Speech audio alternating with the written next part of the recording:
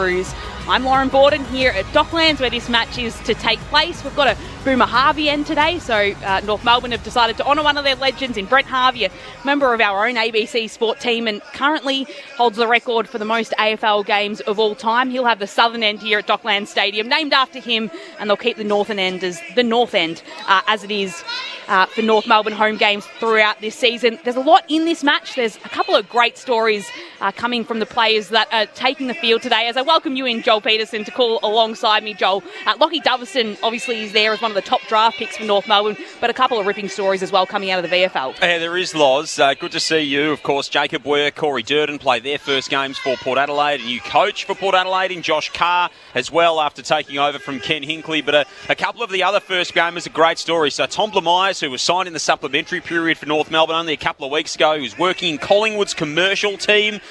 He was the Fothergill round medalist last year playing for Frankston. He's had to go the hard way. He gets his debut today for the Roos in the number 39. The other side of things is Jack Watkins from Port Adelaide, a two-time best and fairest winner in the VFL for North Melbourne. Worked his way through the Melton Footy Club, played his brother at Melton South, worked his way up through that pathway, did some really good things in the VFL, didn't get an opportunity at North, went to Port Adelaide, won the Magpies best and fairest in the SANFL last year. He was overlooked at the supplementary period last year, overlooked in the mid-season draft. He gets his opportunity now to play his first game alongside his great mate, Zach Butters. So a real season of unknowns for both of these teams. For Port, it's what do they look like under Josh Carr? Where exactly will they finish? And for North Melbourne, as you rightly said, there is so much expectation. Really, I guess the pressure and the time to go is now for North. They need to improve. There's a real sense of urgency around this situation for North, as you say, under the fourth year of Alistair Clarkson.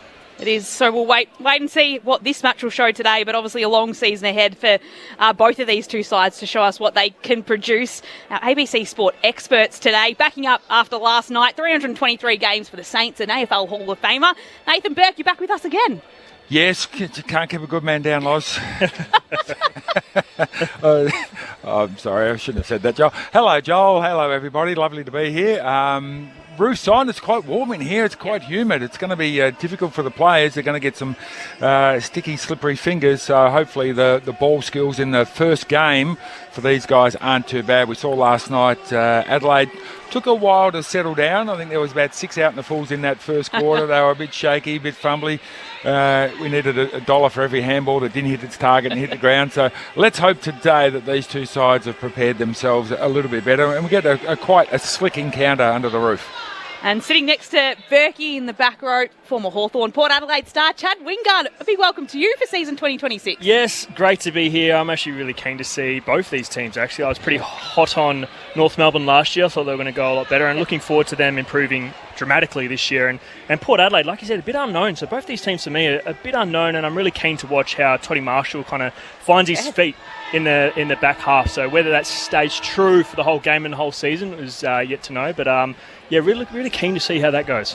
We mentioned Josh Carr off the top coming in for his first game as coach of Port Adelaide. There was the succession plan last year. Ken Hinkley there for a very, very long time, but obviously unable to lead the Power into a grand final. But how do you think the transition's gone from your point of view, from knowing the Adelaide bubble and into this point where Josh Carr now finally has the side and it is his own? Yeah, I reckon it's a hospital ball. So they've got a transfer, but they've transferred the pressure as well, because I know Port Adelaide very well.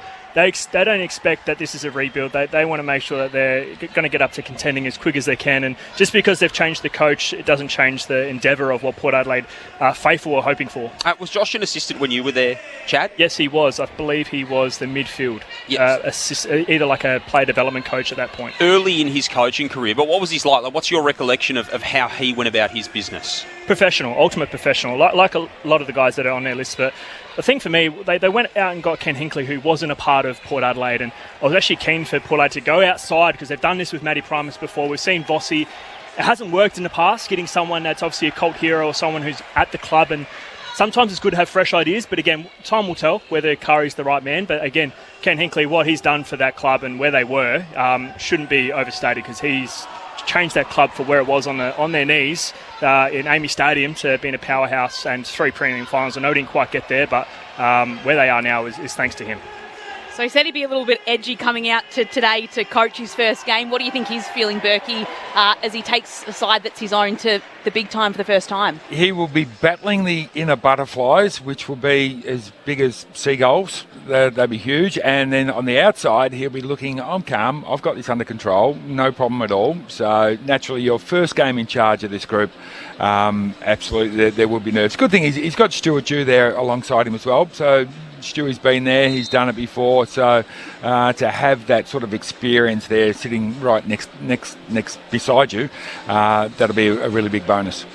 And he's got Ben Rutten as well, who's come in to kind of head up the football department as well. So plenty of experience surrounding him. As we look on the other side to North Melbourne, their first home game of 2026. And look, last year there were a few improvements. They finished outside the bottom two, which they hadn't done for quite a few years. They conceded a few less points than what they've been conceding in previous years, but it's still up over 100 points. So when you look at North Melbourne now, and the pressure is rising on them, you see it from the fans, you see it from Sonia Hood coming out to address that. What's sitting on them as they head into another season? Well, Clarko put it fairly and squarely on his own shoulders. He said the rebuild's over. Yep. Now's the time. This is not a step towards finals. This is, we've done our list makeover. We've got our new players in. We've got some experienced players in. So the choices they've been making in the first sort of 3 years or 4 years of Clarko being there, this is fruition time. So, look, do they need absolutely to win today?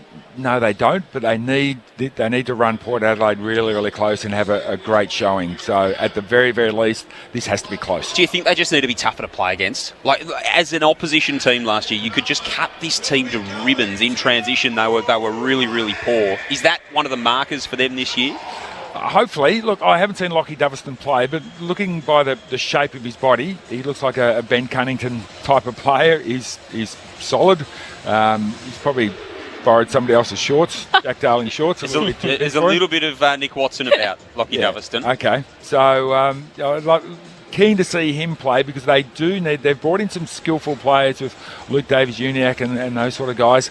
I like to see a bit of sort of Ben Cunnington style in there too from somebody new. Lauren Borden, Joel Peterson calling the match today. Nathan Burke and Chad Wingard, your experts on ABC Sport. The fifth member of our commentary team is down on the boundary line, sitting behind the benches. Alexia Pesce, big welcome to you as well for the new season. I can't believe we're back here already, and what a marvellous day to be at Docklands under the roof. As Berkey said, it is fantastic conditions down here. For a fan, it's lovely. As for the players, I imagine some pickle juice is going to come out really quickly. Nick Larkey's won the toss for his first game as captain. Hopefully that's a nice omen, and he's chosen to go to what's called the Boomer Harvey end today. I also saw him give his pump-up speech to the rest of the squad. There was some emotion in that, so let's hope this side is fired up and ready to start 2026 and begin the new era. Thanks, Lex. A good point there. Nick Larkey taking over the captaincy from Jai Simpkin, who explored a trade elsewhere. It was obviously handled a lot better than the Zach Merritt trade, but Jai Simpkin kind of looked elsewhere for a change for himself and then ended up staying at the Kangaroos, and it is Nick Larkey, though, through a player vote, who'll come in and take on the captaincy for North Melbourne. But it is North taking on Port Adelaide in round one for these two sides. To get things underway on ABC Sport, here's Joel Peterson. Season of unknowns for them both. How does this first game unfold? Davies-Uniacke wins the tap off the hands of Vincentini for North Melbourne. Shares it back by hand with Daniel, and the Roos can go into ball control early. An early touch for Tom Blamires on debut. Sends it up toward half forward. Can't get a mark there. Cruising past was Finn O'Sullivan. Scoops it up at left half forward. There's a free kick, and it is coming back for the Roos. Constanti will take it at left half forward. He was infringed upon in the marking contest. Sends North inside the 50. Larkey in the pocket. Latches onto it. It was knocked from his grasp. Umpire says play on. It's gone out of play. It'll be a throw-in.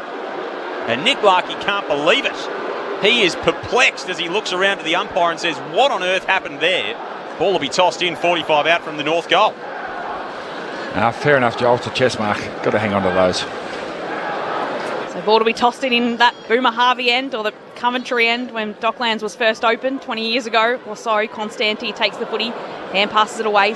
Stevens running after it. And hand pass it backwards. It'll be kicked inside 50 from Blamires into a pack. The mark will be taken.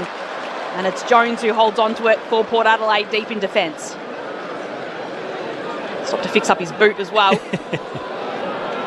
Back heel just coming out of it. Holding on to the footy in the right back pocket for Port Adelaide. Spears the kick forward towards Richards, who marks, gets the footy knocked out of his hands.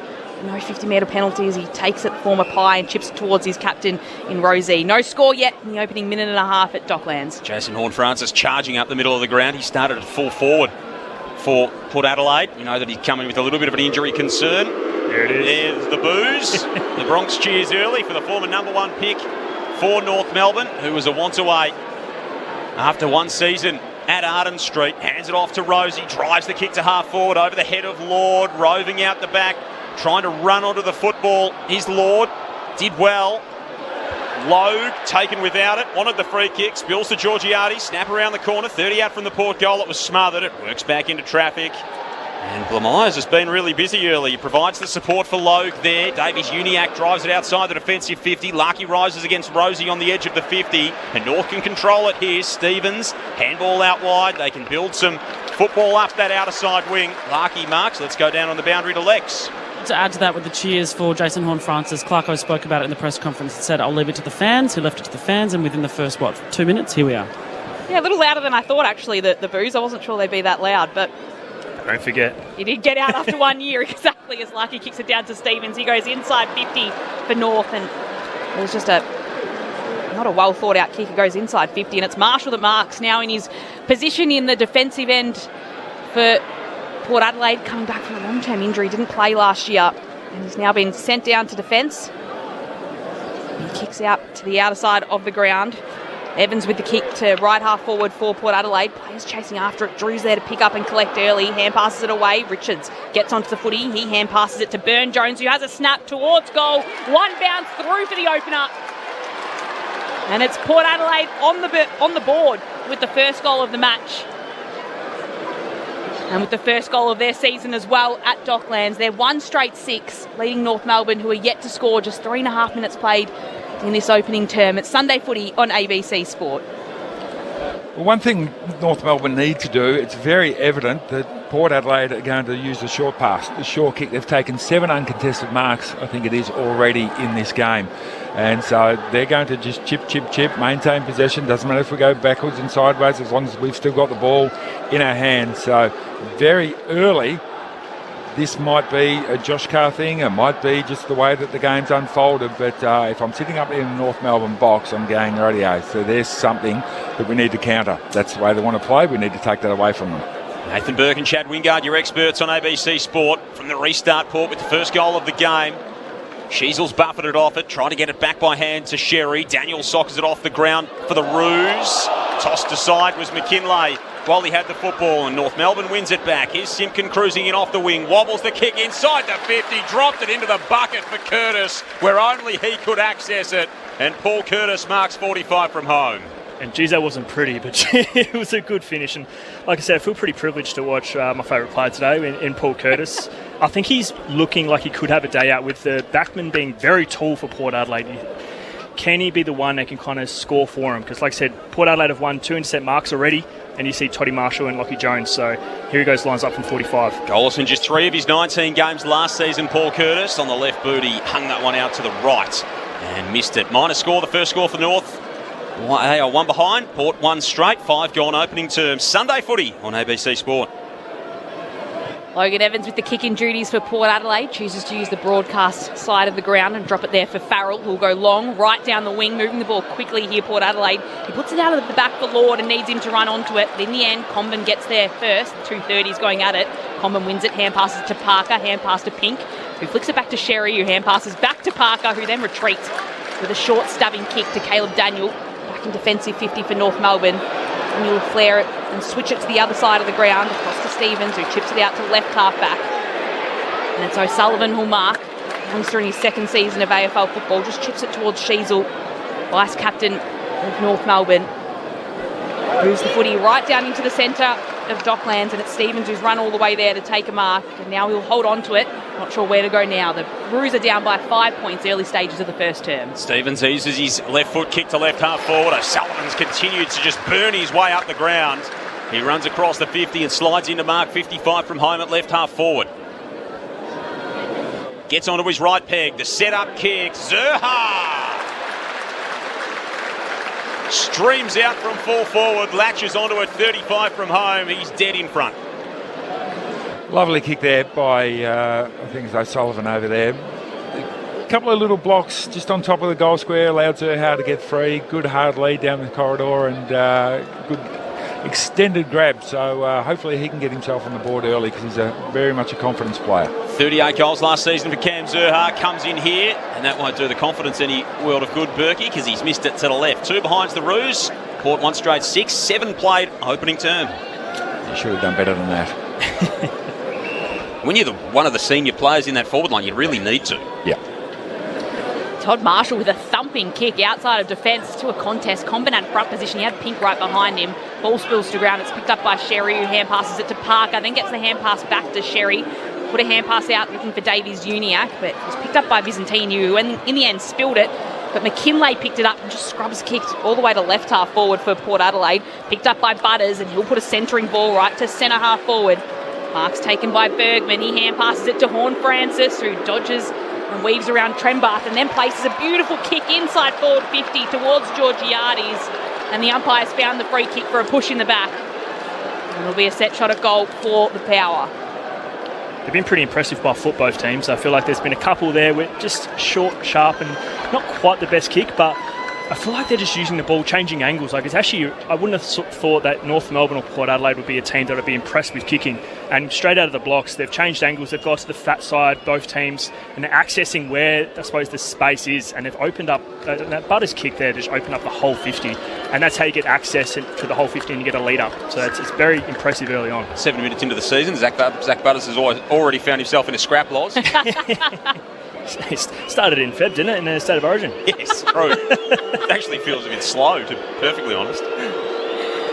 So it's Mitch Georgiades with the kick. 35 metres out from goal, tougher than a 45-degree angle. Lets this one loose and puts it through. Georgiades with his first for season 2026, backing up his 58 goals from last year. And it's Port Adelaide's lead extended to 10 points. 8 minutes gone in this opening terms. 2 straight 12 the Power.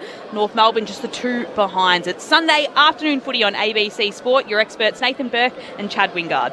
And there's probably 2 sides to that. I know we said that the kicking's really well and the marking and whatnot, but then what happens is the defence needs to lift. So what will happen in the second quarter or whenever we get a message out from the runner is that the defence is going to lift, and then how can they adjust with their kicking or their handballing? Because there hasn't been a lot of live play so far. It's been a handball to find someone, then they've found to be able to find a possession and find a mark very easily. So we'll see which team can adjust better on defensively to keep it live in their forward half and start to have more stoppages. Interesting, Zach Butters starting in the back line, allowing Chase Burgoyne to come into the centre bounce. And the restart, Sheasel steps his way through the traffic, pumps North Melbourne forward. Curtis will get a run at it. Radigalea over the top, brings it down to himself, cleans it up inside the defensive 50. Handball to Evans, picks it up on the bounce. Kick was knocked down by Curtis. Spills to McKinlay. Second attempt at the kick. Well, it floated better. Wasn't any better directed. Davies Uniac almost cut it off. Ends up in Port Adelaide hands. Richards kicks up the line. And Comben slides into mark defensive side of halfway for North. They trail by 10 points. 10 minutes played opening term. Joel Peterson, Lauren Borden, Lex Pesce, Nathan Burke, and Chad Wingard with you. Sunday footy on ABC Sport. All now in the hands of Toby Pink from Tantanoola in southeast South Australia. Loz, he whacks it up the line for the Roos. Good caves there. Visited the caves, Joel? I haven't actually. Have you? No, but I drove past them. So Oh, that counts. Marshall kicks into the centre of Docklands, right smack bang in the middle where Horn Francis marks and puts the kick inside 50. Again, he was looking for Georgiades. Couldn't take the mark. It's picked up by Logue, and he clears it away for North, but only momentarily. He's just put it right into the hands of Richards of the Power. And passes it across to Butters, who lobs this one inside 50. And here he is, Jack Watkins. You can hear the claps in the crowd. He has marked, and he gets a shot at goal. He'll kick from about 50 metres out. What a great opportunity for Jack Watkins. Oh, handball. Nope. Nope, it's coming back. Tried to hand pass it off to Marshall. Fitting that he got it from his great mate as well. Butters was aware of it. Yes. And Jesus, a good kick too, across his body. So Watkins, his opportunity coming out of the VFL, played for North Melbourne in the second tier.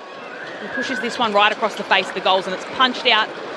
And it'll be a throw-in, so just a couple of metres around from that left behind post. It'll be a throw-in. Port Adelaide ahead by 10 points, 11 minutes played in the first. could see why he went for the handball behind. It was about 5 metres too. Yeah, he knew his capabilities to Jack Watkins. Tossed in, Visentini in ruck for the Power. Trying to step his way through the traffic was Comben. Did it nicely in the end, and then beautiful kick fashioned outside the defensive 50 for the Roos. It's marked by O'Sullivan. Links up by hand with McDonald to Stevens. Kick was touched on the way through. Trembath did well below his knees. Handed it off to Powell. Powell's got Curtis out the back. Kick won't get there. Terrific defence from Jones, who closed at a rapid rate and punched it out of play. He earns the plaudits from his Power teammates inside the defensive 50. Geez, that's a vulnerable position to be in. Running back, the offensive player has your body. He just needed to make a contact, Paul Curtis, so then he protected the space, but he obviously went for his athleticism and didn't mark it. Visentini with a little tap out, goes straight to his teammate Nevins, who's tackled, and it'll be another ball up in the same spot. About 20 metres out from goal for North Melbourne. Visentini over the top, gets a tap away. There's Butters, who comes barging in. Spiralling kick that goes 60 metres outside, right to centre wing. But it will be a turnover as McDonald's there to sit under it for North Melbourne. Chip it across to Charlie Comben. Centre of the ground, he spears a pass to Sheasel. Can't mark. It's an opportunity now for Port Adelaide. Drew across to Richards. He puts his kick out wide though, and he needs Berry to run onto it. He's got a little bit of space. He'll chip it inside 50 now, hoping for a mark. It was a hopeful kick, and it's Luke McDonald that easily chops it off for North. That's a poor result in the end. They had all the numbers there, Port Adelaide. They spread much harder from that centre of the ground. Right decision, just didn't execute. Berry just sort of split the difference with the kick between his short and his long option. Stevens on the outer side for North Melbourne. Roos trail by 10, 13 gone opening term. Sunday footy on ABC Sport. Trembath steps it across the boundary line. It'll be tossed in outer side. Well, I'm enjoying North Melbourne's ball movement. They're definitely going more corridor. Whether they win that or lose it, it's exciting to see. They're getting at the back, as you can see. They're not reaping the rewards just yet, but it's exciting to watch. You mentioned their efficiency early, Chad, kicking it at 84% so far, the Roos. Just the defensive side of their game hasn't been up to snuff so far. Butters wheels away from the stoppage. Sends it across the centre square. Well done from McDonald. Knocks it away from Berry. Chance here at half forward for Constanti. Just paddle it forward to Larkey. 70 from home for the Roos. Radicalia goes into battle. Picked up by McKinlay to Alir off a step. Hacks it down the line. It's a horrible kick. And Luke Davies-Uniacke, he sat under that like he was in the outfield, just waiting for a catch to lob his way. Sends it into the centre corridor and finds Tom Powell, who whips it across the defensive 50 to Logue. Logue sitting with the footy, even puts it out wider still as it finds its way to Blamise, who takes the ball and just chips it ahead of him on the wing to Stevens, who holds it in front of a little patch of North Melbourne fans out there on the outer side of the ground. Docklands with the roof closed, goes inside 50. Darling off hands, takes the mark, then has to dispose of it quickly. Hand passes it away. Marshall takes it across to Jones, who hurries the kick away. Right to centre wing again. This could be a direct turnover. Logue had front position, pulls it down to ground. Stevens is the one there to pick it up and clear it away. Again, he'll kick to the top. Oh! Melbourne Curtis flying up. Almost does a somersault in the air as well as he marks. Plays on quickly, kicks it towards Trembath. Left forward pocket, doesn't take the mark, gets the free kick. Fergie, how good was that? Well, he got some height. He obviously got that second level, but when you take those marks, he got so excited that he just played on, and it was a good kick. It's going to work out in the end, but once you have those moments, it's hard to just calm your nerves again and then make a good decision. Yeah, Port Adelaide defence in the box, they'll be going, okay, have we got the right matchup here for this young fella? Because he looks like he's on fire at the moment. So Cooper Trembath now to come in, just his fourth game of AFL. He puts plenty on this kick, and he puts it through the middle as well. Well, no, he doesn't. He's put it across the right. I was going to say, if he did, he's not celebrating hard. I thought it would have put Adelaide fans behind. I thought they're not nonchalant. celebrating. No, just a point for Cooper Trembath. It's Port ahead by 9. Now, he's on the edge of the green there, and he pulled out driver, and clearly it wasn't the right club as Charlie Comben chased it down. He got a shove, so he's going to get a free kick. Oh, got to snap it from there. Oh, I think he needs a new caddy. He got some poor advice on exactly how to approach that. He tried to absolutely kick it into next week. And Trembath misses the opportunity. North win the footy back, defensive side of halfway. Joel Peterson, Lauren Borden, Nathan Burke, Chad Wingard and Lex Pesher with you. Sunday footy on ABC Sport. The Roos will just go back into this uncontested mark game, which they favoured. And that's a horrible kick again from Griffin Logue. And that's a familiar sight for North fans, unfortunately. Jacob Ware takes the intercept mark in front of halfway, drills his kick back inside the forward 50. Pink takes the mark. Looked like he dropped it for a second, but he was able to control it in 35 metres out from his defensive goal. Port by 9 points, 15 minutes played the opening term. Long kick out comes from Pink. Across to centre wing on the outer side of the ground. Curtis tries to use his body to get the footy. He's beaten there by Rosie, who hand passes it away to Burgoyne. Flicks it across to Evans, just chips it slightly forward. And no mark will be taken as it's punched away by Caleb Daniel. And we'll have a throw in on that city side of Docklands Stadium between wing and half forward for the Power. I feel like that'd go into Caleb Daniel's highlights reel, jumping up over the top of someone and punching it away. I just remember the big boy marking the goal square one time when he's hanging off him. So to be tossed in. It's tapped away by Darling in the end, who pushes it away. Rosie does the tackling and will be wrapped up on the outer side of the ground again. Luke Davies-Uniacke coming up from the bottom of the pack, who showed a fair bit of faith in North Melbourne last year, signing a long-term deal. He's looking for something this year. He's side trailing by 9. 24, best and fairest for North Melbourne, of course. LDU, Port with the clearance.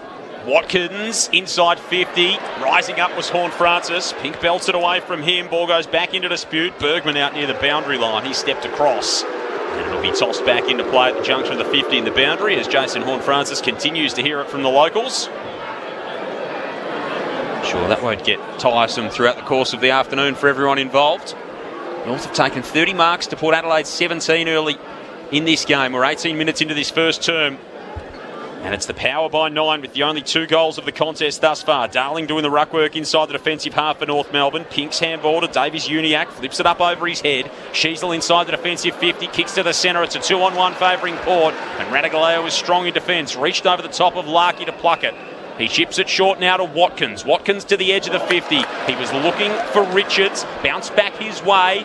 Now it comes to Drew, fashions a left foot kick inside the forward 50 somehow. It'll bounce awkwardly for Blamires and Comben. They try to combine to get it out of there. Blamires kick, Daniel did well. Ducked under the limbo bar, got the handball away. McDonald couldn't corral it. Drew slides in, can't take possession. Now McKercher does get a handball free and finds Blamires. Blamires hand passes it away. Dersma hand passes to McKercher. He's being chased by Drew. Just gets a hand pass away to McDonald. Gets caught by Burn-Jones. Shrugs the tackle. Puts it on his boot. It's a hurried kick and Evans just sits back at half-back for Port to mark. Chips it out wide to Jones, who wants to slow things down a little here finally. And just take a breath. He chips backwards towards Aaliyah, who runs back into defensive 50 and switches it across to Burgoyne on the outer side of the ground, and they'll make their approach from here. Burgoyne kicks it out towards Ware. He marks just forward of right half back for the Power. Chips it back inboard to Evans. It's not moving anywhere in a hurry at the moment, Port Adelaide. Their 9-point lead against North Melbourne in this opening term. He chips it back to Burgoyne. So Burgoyne's got the footy about 40 metres further forward than where he last took it, and he retreats defensively as well. To Kane Farrell, who chips right into the centre now of Docklands to Aaliyah, who moves it with a hand pass to Butters, and he wants to move it quickly. He hand passes it away to Farrell again. He shrugs the tackle, hand passes it back inboard. Butters still going after it. He gets rid of his tackler and then puts the kick inside 50. He might go all the way himself. It just misses. That would have been a chain just fed by Butters from start to finish, and had a shot at goals, but just a behind for Zach Butters, and the margin back out to 10 points Port Adelaide's way. 2-1-13 playing North Melbourne, the 3 behinds. 20 minutes played in this opening term on ABC Sport. First score in the game as well for a reasonable while for the Power. 12 minutes. It took them to get back on the scoreboard in a minor sense. Davies-Uniacke here at half-back. Just waits for it all to unfold in front of him. Drives his kick up that city side wing. Back with the flight, Darling. Good mark. Outpointed Radigaleo on that occasion. He's got Larkey inside forward 50. Zerha's there as well. Simpkins floating back in that direction. Darling 75 from home. Loads up on the right boot. Lays it up toward Larkey. Great kick. It was in a great spot. And Nick Larkey, it was like an old-fashioned post-up. Just got the body in the right spot. Sealed off his opponent. Dragged it in. 30 from home. Dead. was a perfect kick. You see who was in the hole. It was Kane Farrell. It wasn't Alir, it wasn't Toddy Marshall. So where the ball landed was where the smallest defender was. And Larky against that is always going to mark that. So shocking defenders by the big fellas. 100%. Out of position. And now with the captaincy for North Melbourne, he punches the air as soon as he strikes it. First goal as skipper for Nick Larky. And he gets the Roos on the board in a major sense. 21 minutes into this opening term. 139 to 2-1-13. It's the Power by 4. Sunday footy on ABC Sport. Your experts, Chad Wingard and Nathan Burke. Look, I suppose that's modern-day football, but who's the man most likely to mark that ball? It's Nick Larky. And you've got Radigali down there, you've got Alir down there, and he ends up taking the mark against one of the smallest blokes down there, Jack Watkins. Jack's sort of going, hang on, where are you big blokes to allow this bloke to come over the top and take a mark on me? They were just standing there watching. So if you're the biggest defender, take the biggest forward, put yourself on the line, don't let him mark the footy, and you don't give away a goal. It's now 4 points in it to Port Adelaide's advantage as Butters soccers it off the ground right from the centre, trying to get it to Berry, who picks it up cleanly in the end. His hand pass under pressure, a turnover. So Sullivan has it, hand passes it to Daniel, who puts it right onto the outer side of the wing, moves it forward with Powell, who kicks it to left half forward. Another kick will come forward right to the left forward pocket from Doverston in his first game, and it's out of bounds on the full, and Alir will take it. In defence for the Power. Is that his first kick, Joel? Yep. I'm not sure that's the club you want to be a part of, Burke. No. First kick out of bounds on the floor. Is that a club? It's an illustrious club. Well, if first kick, first goal's a club. Yeah. It's just a club that, no one shows up to the meetings. Name and shame them. Who are they? Actually, be careful. I might be one. We'll go back in the archives, Oh, no. Chad. It's turnover on the wing with Caleb Daniel holding on to the footy and getting the hurry up from the umpire as well. You started well, good old Caleb. Had a spoil. Is that a spoil? Is Had two. down towards Parko, also brought into the club last year. He kicks it inside 50. The mark will be taken by Zerha in the left forward pocket for North Melbourne. North Melbourne are playing so smart. They're kicking offline, so the defenders, the tall defenders in particular, are actually trying to play line of goal. And if you put it offline, either way, that's how Larky got the last mark, and that's how Zerha got this one. Great kicking. Both of Zerhas came that way. So Zerha chooses to go the snap. He puts this one towards goal. And the snap's the right move. He gets the right result. And North put a couple on in a row. And they move into the lead. It's just a 2-point advantage. But they push ahead of Port Adelaide in the first quarter of this round one match. 24 minutes played in the opening term. Port Adelaide 2-1-13, trailing North Melbourne 2-3-15. For the thoughts of our ABC Sport experts, let's head down to Alexia Pesce on the boundary. It looks like Charlie Comben may have got a nasty knock behind play. He was holding his hip for a moment there. He's stayed out and waved the trainers away, but did you guys see anything come up there? No. Short answer. Yeah. No, I didn't. All right. We'll keep an eye on it. He still looks like he's not moving entirely as he'd like, big Charlie Comben. And that was probably what Cooper Trembath needed to do earlier with the Cam Zerha finish. Marks inside 55-1 in favour of the Kangas. Getting some good opportunities. Now Sherry sends it in again. That's Here's it. another one, Berkey, because Paul Curtis has floated back across the face of the pack. Thought about the offload. He's going to go back from 45 metres out. Go back, kick it yourself. 100%. You kick this 15 rows back. And this is what makes him such a hard matchup. He's about 186 centimetres. He normally gets the small. He's good in the air, good on the deck. Geez, he's like my favourite player or something. Yeah. But let's see how he goes. Last set shot missed to the right. 2 or more 13 times last year did Paul Curtis. Enjoyed a stellar season, particularly at the start of it. He misses that kick to the right. So a couple of behinds for him to start off his campaign. North's lead. He's pushed by 1-3, 2-4 to 2-1. They've got the last 2 goals of the game, the Roos. 25.5 gone in the first. Connor Rosie falls over as he's taking the kick in, slips over, tackled by Zerha and gets pinned for holding the footy. That's very stiff. That's very stiff. He fell over and Zerha jumped on him and the ball came out immediately. He gave a handball before he got tackled. I thought he was going to be holding the man. If anything, Almost holding the ball or play on. Slipped out of his hands. He didn't have it. Oh, that was Clarko to be like, where's your long stocks? I've copped that a few times. So here comes Zerha with a gift from almost directly in front. There's no missing that for Cam Zerha. He's got 2 in a row. North have 3, and almost every North Melbourne player has just flooded into the forward 50 to celebrate.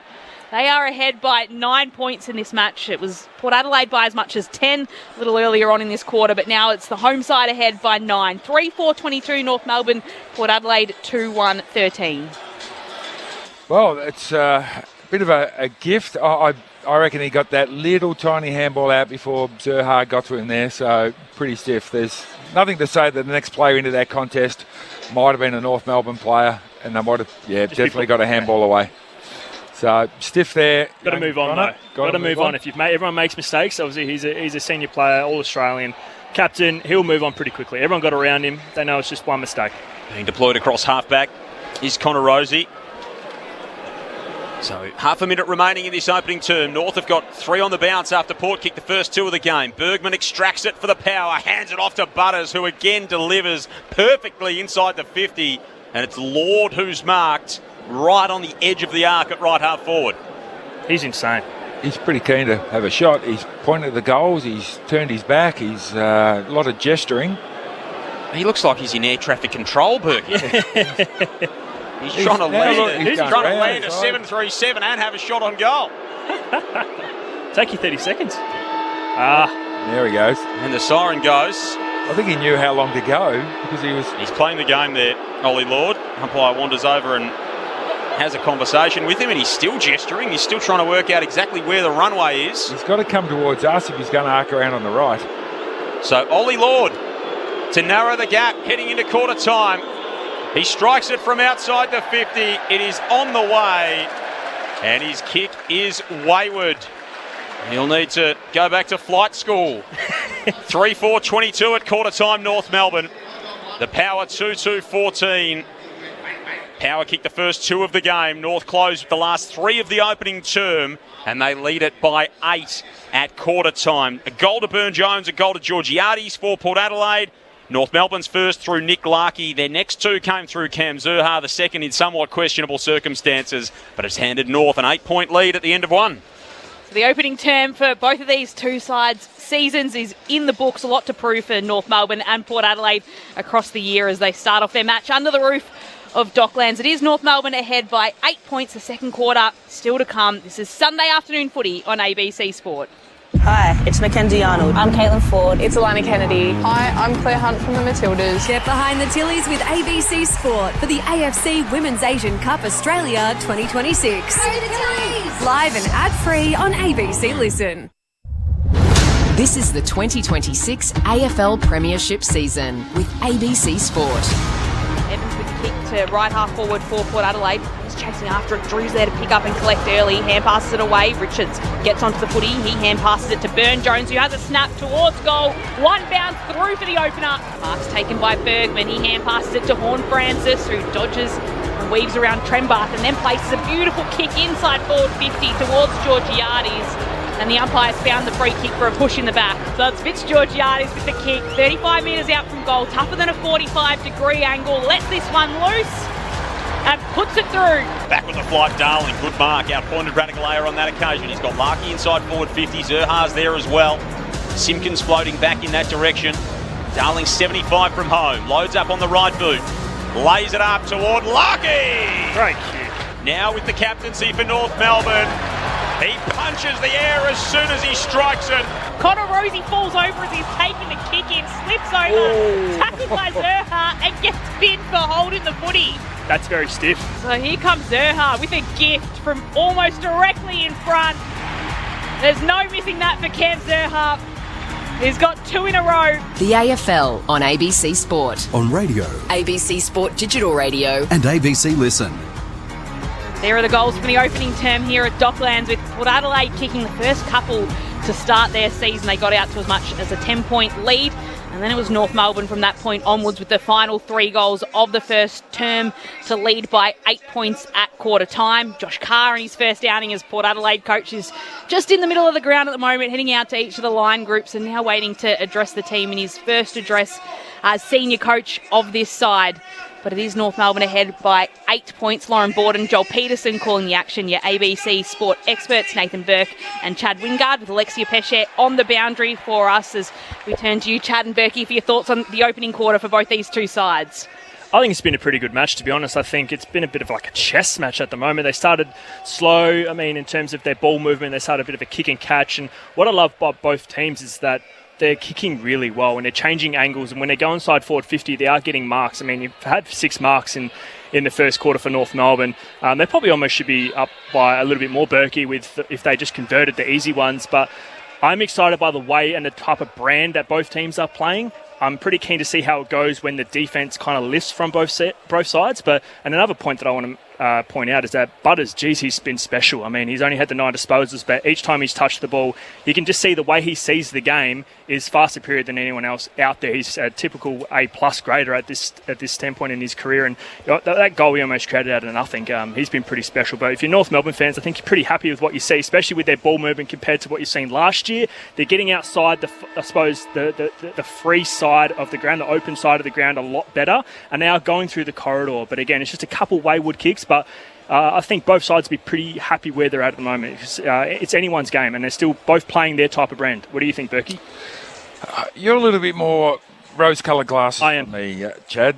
Round one. It happens with age. Never. You'll get there, mate. You'll get there as you age. But 37 uncontested marks to North Melbourne. I don't like teams having that many uncontested marks. Two reasons. One, where's the defence? You're just allowing them to have the football and get the ball inside 50, and they're marking the ball inside 50, as you rightly pointed out. So I want to see them cut that down a little bit. I think Port Adelaide have had 25 uncontested marks. That's not too bad. Averaging around about 100 for the game. That's pretty good.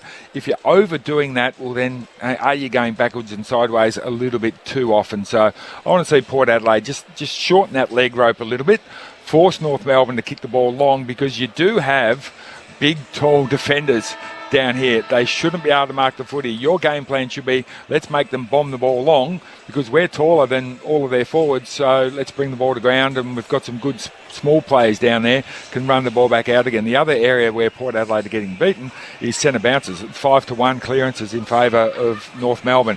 So they really need to tighten that up area. So they're winning their hit-outs, but actually losing the clearances. Goes to show that hit-outs is a stupid stat. So I want to see these teams get a little bit closer together. Get closer together. Let's make this a little bit more of a physical contest rather than a skillful contest. Probably a move reflecting that is Zach Butters going into the middle right now. So taken out from that half-back line where he was driving a lot of the play anyway. And Rosie too. Rosie as well.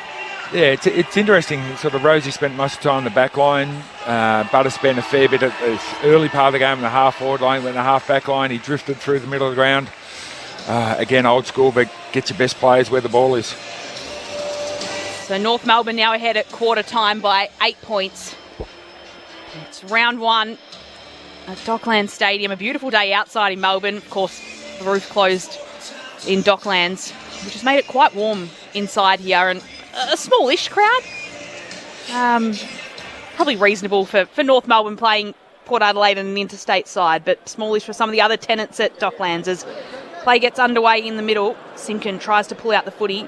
In the end, it's Ware that takes it for Port Adelaide. Hand pass to Drew. Hand passes to Butters. Spins around the 360. Then redirects his kick across to Rosie, who marks.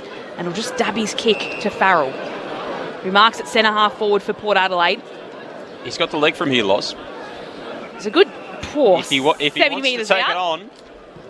Might have been some of the goals he kicked at Castlemaine across his career, Joel, as he puts this one out of bounds on the full.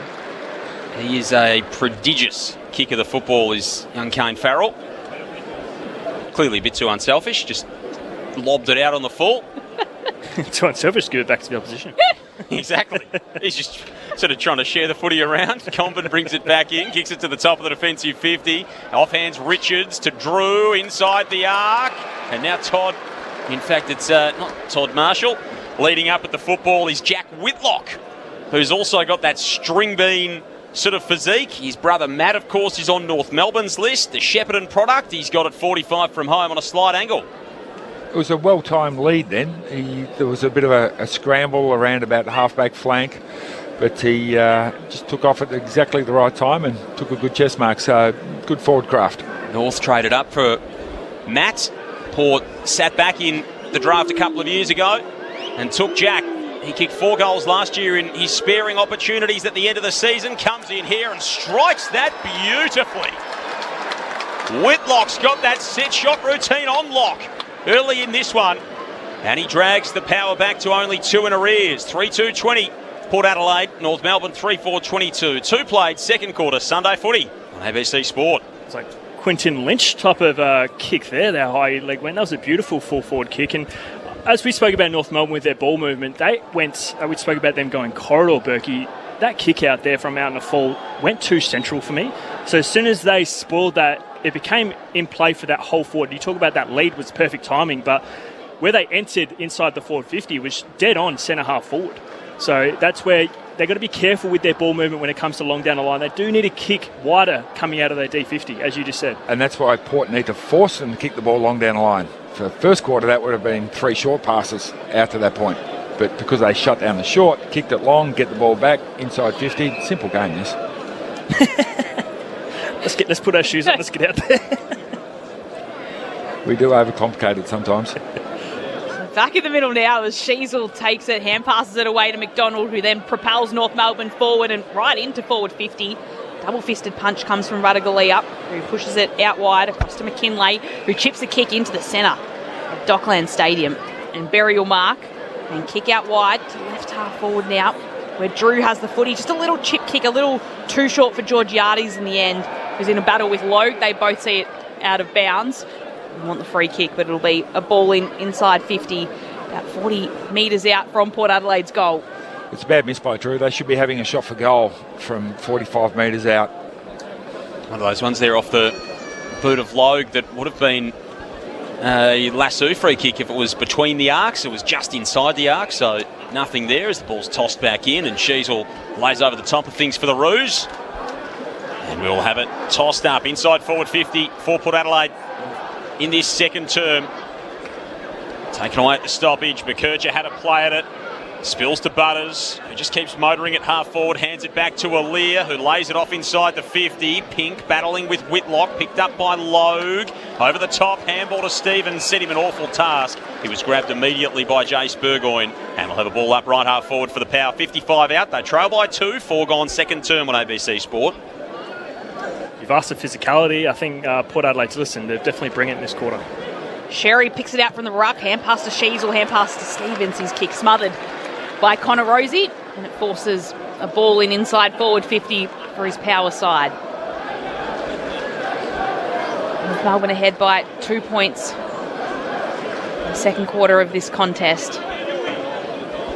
Sherry and young Visentini wrestle with each other in the ruck. Ball comes to ground. Stevens comes in, gets tackled right away by Burn Jones.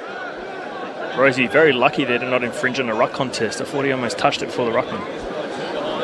Almost got in their way. I'll ask you this during a break, but I thought there was a change to the ruck nomination rules. So Visentini, big smash away to Butters on the boundary, centering ball. A couple of North Melbourne defenders running to each other. And the ball in the end is pushed outside over the boundary line for a throw in. There's plenty of players surrounding the footy and the umpire to have a chat as well, but it will be a throw in just around from the left behind post in Port Adelaide's attacking 50. North Melbourne ahead by 2, 5 minutes played in the second term. Ruck start a long way away from this. They've got to charge in. Visentini got there in the end, knocked it down to Butters, might have been taken high, spills to Simpkin, whacks it out of the defensive 50 for North Melbourne, out to a pack. Numbers favour Port Adelaide. It's bashed back in the direction of McKercher. Hands it off now to Davies Uniacke at right half back. Measures the kick beautifully for Zurha, who elevates and stretches on that outer side wing. Drops his kick, a low footy back into the corridor. Rosie did well to get a hand on it, knocked it away from Sheasel. Roos back in possession. McKercher, Blamires, back to McKercher. Arches the back at half forward, got away from Rosie, pokes it inside the 50, not the journey to Sheasel. Now out to Stevens, sizes things up on the left boot, hits it sweetly. That's a terrific team goal. Dylan Stevens with the finishing touches on a breakneck piece of play for North Melbourne. They go end to end in a flash and get back out by 8. 4-4 plays 3-2. 6 minutes gone, second term before Nathan Burke and Chad Wingard. Let's head downstairs to Lex Pesce. I just want to comment on the vibe, I suppose, of the North Melbourne bench. Every single goal they've kicked, the whole bench is celebrated as well, and I think that says a lot for their momentum when they grab it, and they're trying to keep hold of it. And geez, that momentum. You talk about Port Adelaide. They held them in their forward 50 for so long, stoppage after stoppage after stoppage, getting a kick on the boundary, missing kicks going inside forward 50. And North Melbourne just take one mark, uncontested on the wing, transfer it straight through the middle, go out the other side. And geez, that was clean, and just kick a goal against the grain. I mean, that's demoralising if you're Port Adelaide, because you put in so much effort to keep it in there. It's Rosie here in the middle who's trying to do something for his power side. Hand passes it backwards towards Evans, who puts the kick towards centre half forward for Port. Hand pass comes from Berry. He's tackled. It will be a free kick for North as Parker goes down as well. He gets a little shove, but gets the free kick at centre half back for North Melbourne. Goal apiece in this second term as Parker shares it with Logue. Where did you want to take the ruck nominations question, Berkey? I thought you didn't have to do it anymore. No, they don't have to wait for it. You still have to do it. Oh. Yeah, you can't. Like the Toby Green, you can't get in their way either or block. Yep. Well, Luke McDonald got tackled and pinned for holding the footy. So the umpires will call for it twice, and if nothing happens, they just toss it in. They don't wait for the rucks to run from the other side of the ground to get there. Unnecessary. Tend to agree. Willem Drew with the free kick, bumps it inside forward 50 for Port Adelaide. Ron Francis with the ball gets tackled by two North players. The umpire wraps his arm up and it'll be a ball up 30 metres out from goal for Port Adelaide. North ahead by 8 points, second term, round one. Both rucks missed the ball up in the end inside forward 50 for the power. It spills around in there. Zerha lays a good tackle. North are able to extract it. Bouncing kick to the wing. Radagalia's first there. Curtis giving chase. Well done from Big Sav. Loops the handball back to Evans, who goes all the way back inside the defensive 50 now to Aaliyah. He can cut it up the middle for Burgoyne at the top of the D50. Port in possession, down by 8. Joel Peterson, Lauren Borden calling the action for you. Nathan Burke, Chad Wingard, your experts. Lex Pesce on the boundary. Sunday footy on ABC Sports at Kilda and Melbourne. Gold Coast, West Coast, the two games to come today, which you can get via ABC Listen, as Richards measures that kick back for Aaliyah, whose brother's playing for the South East Melbourne Phoenix at the moment against the Adelaide 36ers in their championship series. And some sad news today with the passing of Ken Cole, a South Australian basketball legend, Basketball Australia 36ers Hall of Famer, had a long battle with illness, passed away at the age of 82. So our thoughts with the Cole family, and it was a big part of South Australian basketball and South Australian sport. So no doubt many would have recognised Ken sitting in the stands at 36ers games over the years, as Rosie's now standing at half-back. Finally he's called to play on, and he just knocks his kick out wide to Burgoyne. It was like a gate in the gale. Didn't know whether to go left or right. And finally pushes out towards Burgoyne, and then just chips it backwards towards Farrell. So a bit of frustration in the crowd with the slow movement from Port Adelaide that we've seen out of defence throughout this match so far. And he chips it forward towards Marshall, who's lucky to be 5 metres. Still in defensive 50 as well for Port Adelaide. He goes longer and chips it into the centre of the ground. Works for Drew, who can mark. And then with one more kick is inside 50 for Port Adelaide. Across to Durden, who'll be paid the mark. Well done by Marshall then. He opened that game up completely with a brave kick down the middle, but recognised that he's got a tall player in Whitlock, and the nearest Kangaroos player was Caleb Daniel. So take that kick. It's brave, but open the game up. That's why they got a shot inside 50. Went from 0 to 100 in an awful hurry, that passage of play. Corey Durden in his first game in the Power colours. Former Blue who wanted to return home to South Australia.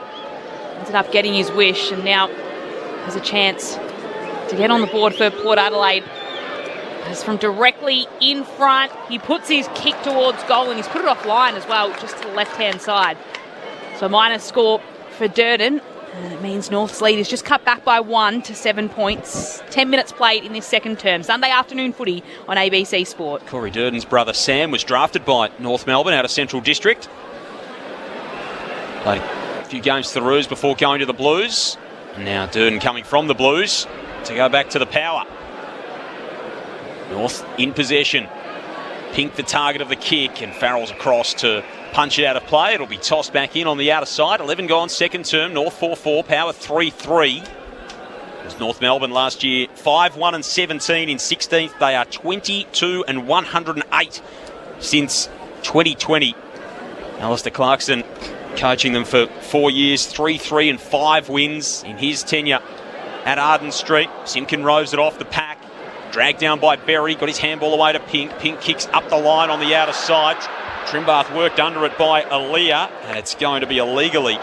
Free kick was paid by the out-of-zone umpire. In fact, yes, it does come back. It looked like Paul Curtis was going to toss it back to Aaliyah then for a moment. 75 out from home is Cooper Trimbath, who had a shot, tried to kick the cover off it in the first term and missed. Kicks inside the forward 50 here, over the head of the pack. Sheasel had a hand to it, mopped up by Marshall. Now Evans ricochets off the chest of Curtis and flies 8 rows back into the stand. And it is a ball in right forward pocket. Good forward pressure from Paul Curtis to lock it in there for North. And that's important. They haven't had much ball inside their forward 50, so now they need to lock it in, score or lock it in here. North ahead by 7 points. Sherry just taps it slightly behind him. In the end, it's picked up, though, by Farrell, who puts it on his boot and gets plenty of distance on it, puts it out to the outer wing at Docklands, and it's Georgiades chasing after it, alongside Logue, who's been following him all day, but it'll be a last touch rule as Georgiades on the outer side of the ground looks a little sore as he gets up. I wonder whether he slipped on the AstroTurf over there. Yeah, it looks like he was stretching out his left calf. So he gets up and stands the mark now with Lowe getting the free kick. We'll just keep a watch on Georgiades as the kick comes down into a pack that'll form. Rosie's, who picks it up, hand passes it across to Burgoyne, who hand passes it to Ware. His kick is a turnover to Caleb Daniel, who holds on to the footy. He's at centre wing, Caleb Daniel. He'll hold on to it for North Melbourne. His side ahead by 7 points, a goal apiece in this second term. 13 minutes have ticked over. Look, anything too malicious for Georgiades. He just sort of came in at speed in toward that fence and banged his leg on it by the looks. Glogue inside defensive 50 now for Pink, and now across to Combin. So both of these teams are going into this possession type mode. Who can do the Todd Marshall and break it open? McKercher wants to do exactly that. He finds the kick into the centre of the ground for McDonald, who sends it out toward the city wing. Simpkins sat under it, closing fast was Ware, but he gives away the free kick, and the former North Melbourne captain's got it 60 metres out from home at right half forward. His team leading by 7 points, 14 gone second term. Inside the 50, Larkey reaches up, can't pull it in. Trembath's there, Larkey with the roving. And then the handball goes awry, but holding the ball. Gotta be. Took it. Gotta be. Had to be holding the ball. Cooper Trembath was awake to all that was happening. Grabbed him immediately as soon as Farrell collected it. And it'll be a free kick for the big man. Dead in front, 30 from home for North. He just took the tackle, did not attempt to dispose of it. And even when he hit the ground, there was no real attempt to get the ball out. So on 2 occasions, that's holding the ball. Played 3 games at the end of last season after being selected out of the mid-season draft. Cooper Trembath kicked 3 in all of them. Really burst onto the scene for North Melbourne. Had a shot from a similar distance at the other end in the opening term and missed. He took his opportunity late last year. Can he take his opportunity in front of the sticks here? Absolutely he can. Cooper Trembath continues to do good things up front for the Roos. And now they've got that margin out, North Melbourne, to a game high. The first time they've had it to double figures at 13 points. 5-4-34, placed 3-3-21, 15 gone, second term. Sunday footy on ABC Sport. Your experts are Australian Football Hall of Famer Nathan Burke and former Port Adelaide All-Australian Chad Wingard. Yeah, and North Melbourne just look a bit more dangerous going inside forward 50 there, tall timber. You think about the kicks going offline, and we spoke about Berkey, that North Melbourne really don't want to kick long down the line.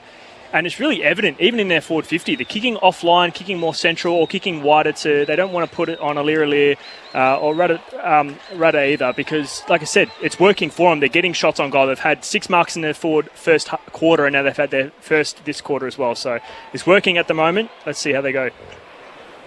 Thrown up back in the middle and socketed forward towards half forward for Port Adelaide. And it'll be a free kick back to Port and back to Berry. He was tackled. And he has it in the middle of Docklands as well. Just a little stuttering kick before thumping it long and putting it to a pack that'll form inside forward 50. Perhaps Comben got a shove. It's Parker that takes the mark anyway. And it'll be a North Melbourne ball as Parker puts it out wide. Geez, what can't Parker do? He's a tall defender now. He was the shortest one in that pack of 4, and all the other 3 fell over.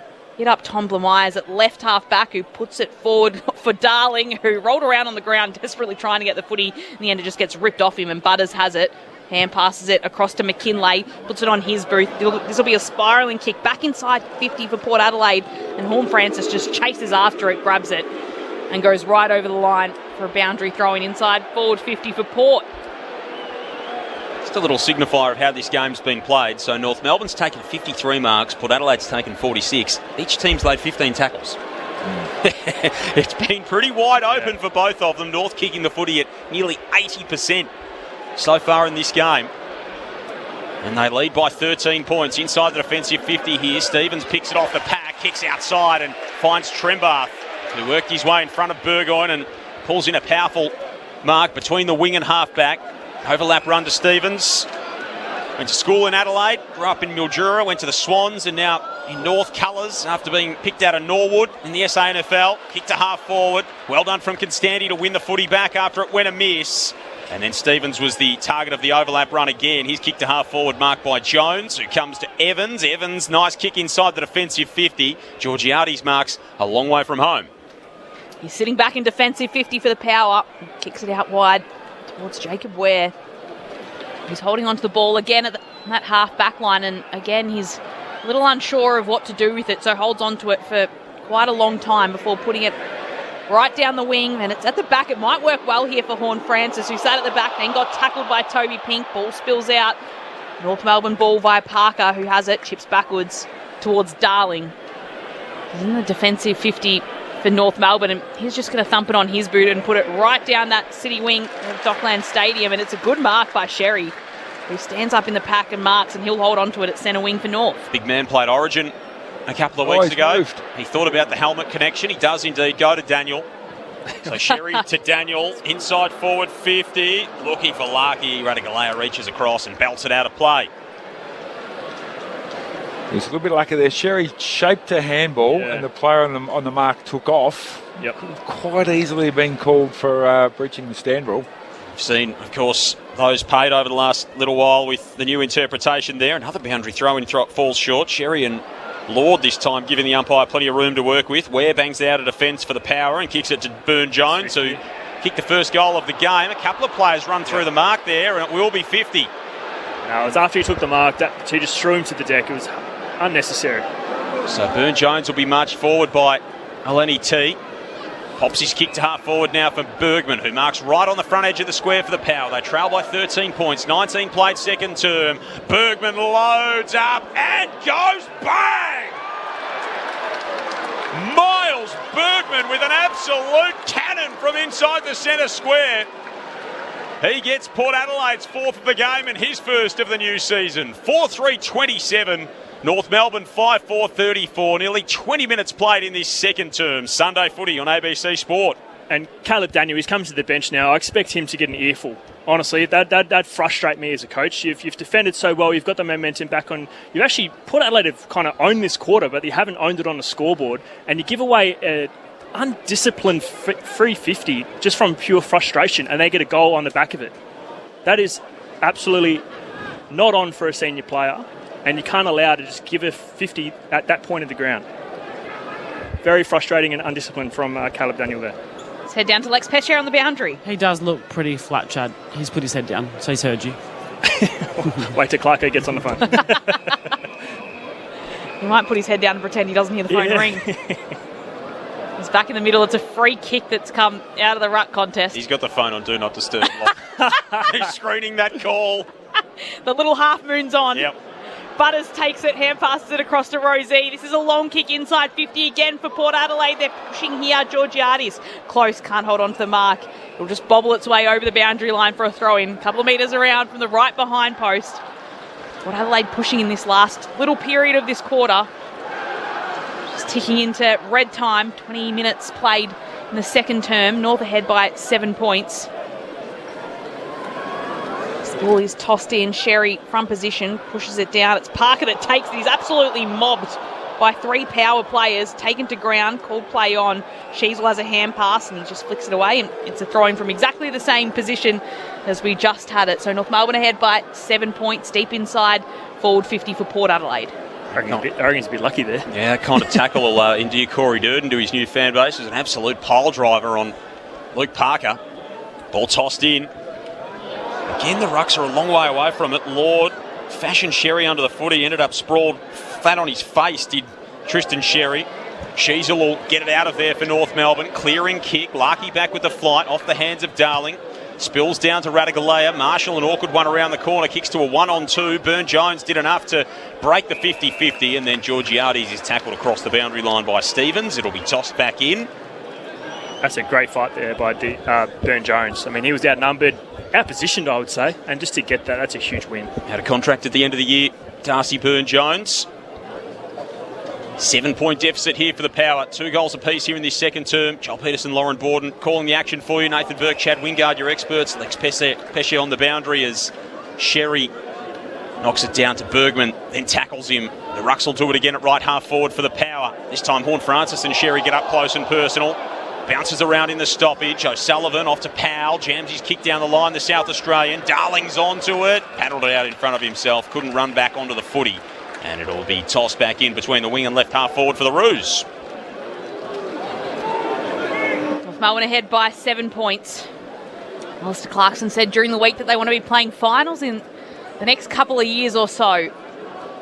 There's plenty of expectation from fans about wanting to move out of that bottom 4 of the ladder and create something from their season as it's tossed in. Rosie has it, taken to the turf, hand pass away to Butters, who's crunched down to the floor, and it's Luke Davies-Uniacke in the end that wins the footy, puts it inside 50. Marshall takes it for Port Adelaide. His hand pass, though, is stolen right by Doverster, and he quickly has to fire off a hand pass. And the ball will be locked up with Jai Simpkin tackled. We'll have a ball up inside forward 50 for North Melbourne. So inside the right forward pocket. McKinlay looks a little sore for Port Adelaide, just sitting off the back of the pack. As this one is tossed up, Sheasel puts his head over the footy.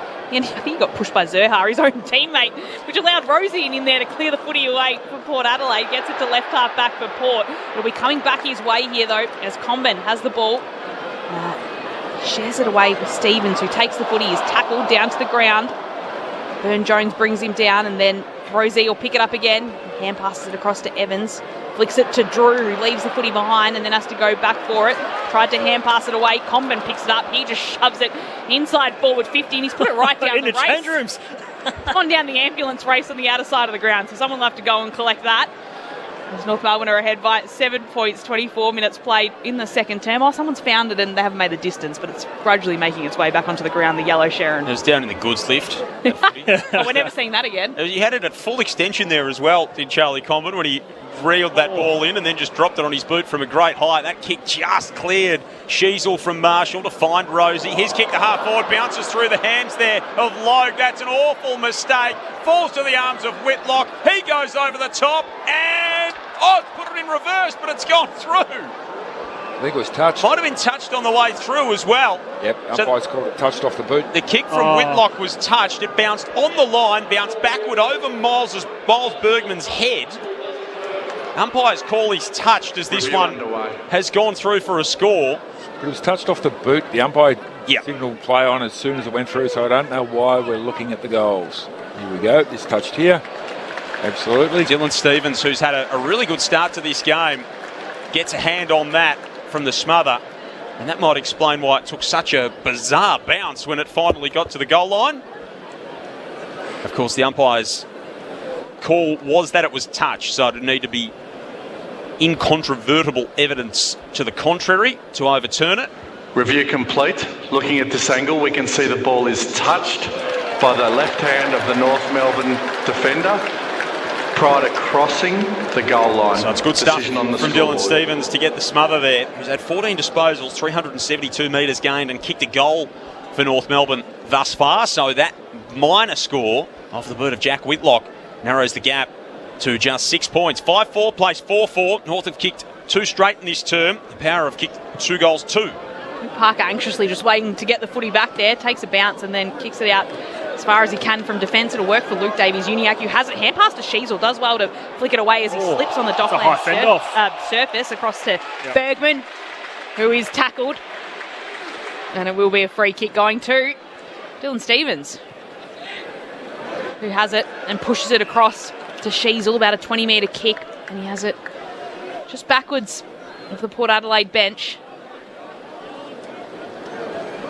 Puts it on his boot and thumps it across the left half forward. Toby Pink's got front position, 2 hands to it, pushes it down. Works for Curtis, has to get rid of the footy, and it'll be a Port Adelaide ball with Marshall and an underground hand pass. The boundary umpire saw it go over the line, and it will be a throw-in now between wing and half forward for North Melbourne, kicking towards the north end, or the Lockett end of Dockland Stadium in this second quarter. North ahead by 6 points, 26 minutes played in the second. Seen some good passages of play from both of these teams, but neither of them have really put it together in a meaningful way in this first half. It's been played in fits and starts, this game thus far. Here's Davies-Uniacke off the pack, rips the footy away, freed his arms, but only a minor score with a 55-metre kick away to the left. He restores North Melbourne's 7-point break, 27 played in the second term.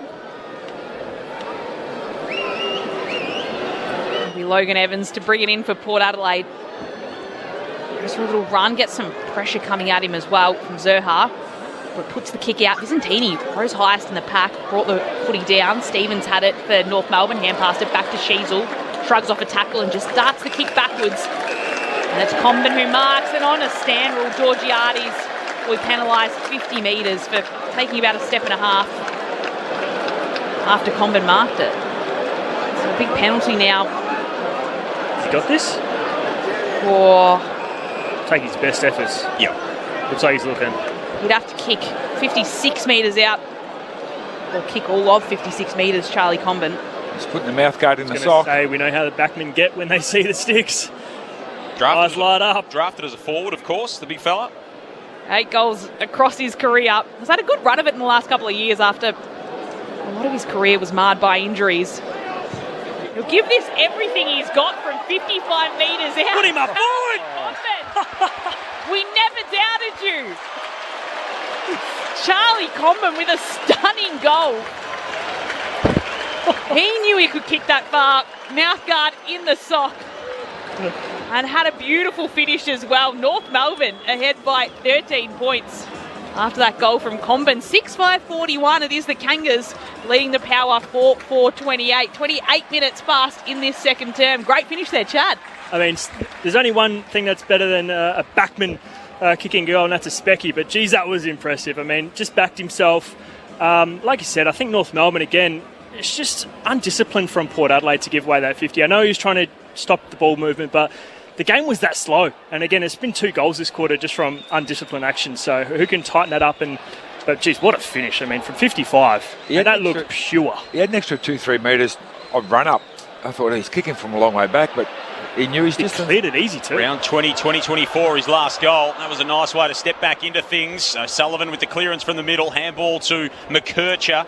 He was dragged off it. O'Sullivan goes back and gets it. Handball to Zerha. Look at Colby McKercher. Break the lines and finish. 2 in quick time for the Roos. Heading into the main break. Their lead, a game high 19. 7-5-47.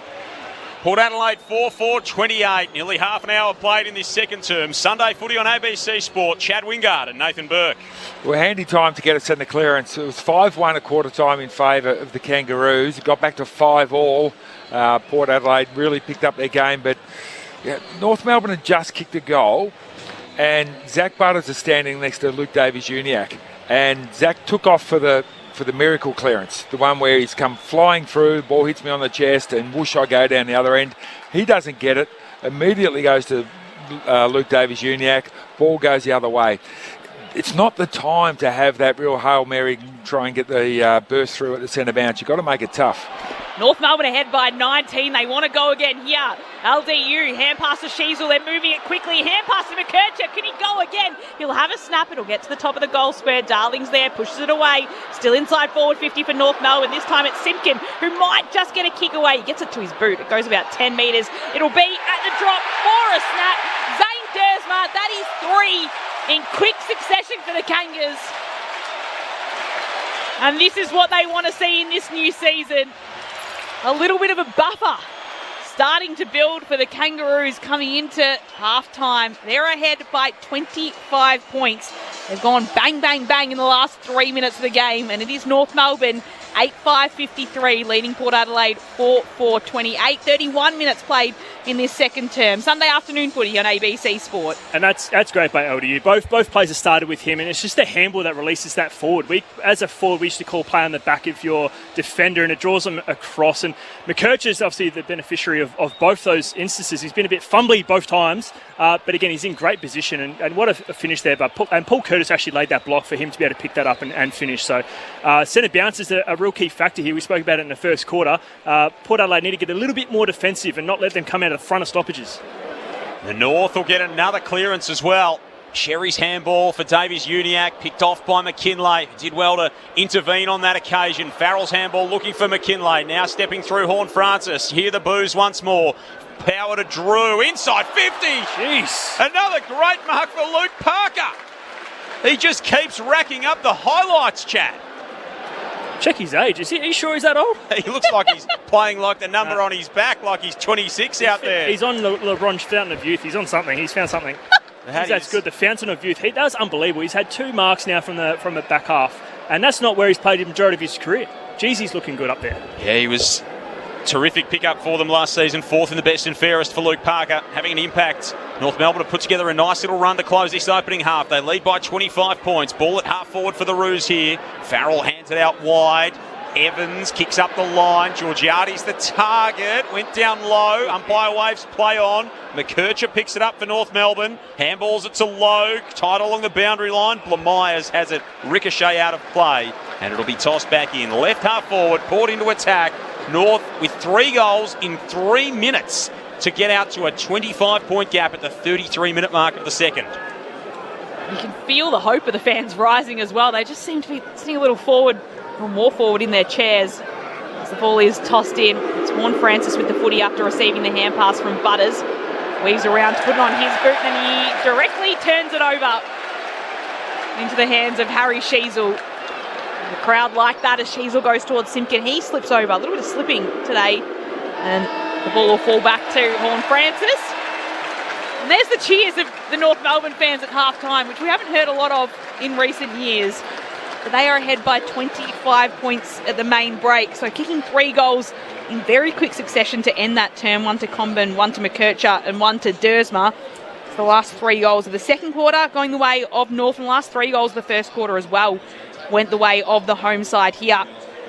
And North Melbourne have extended their 8-point lead at quarter time to 25 points at half time. It's North Melbourne 8-5-53, leading Port Adelaide 4-4-28. So the goal kickers so far in the match for Port Adelaide side of things, it's been singles to Burne-Jones, Georgiades, Whitlock and Bergman. And then for North Melbourne, a couple to Cam Zerha that came in that second quarter.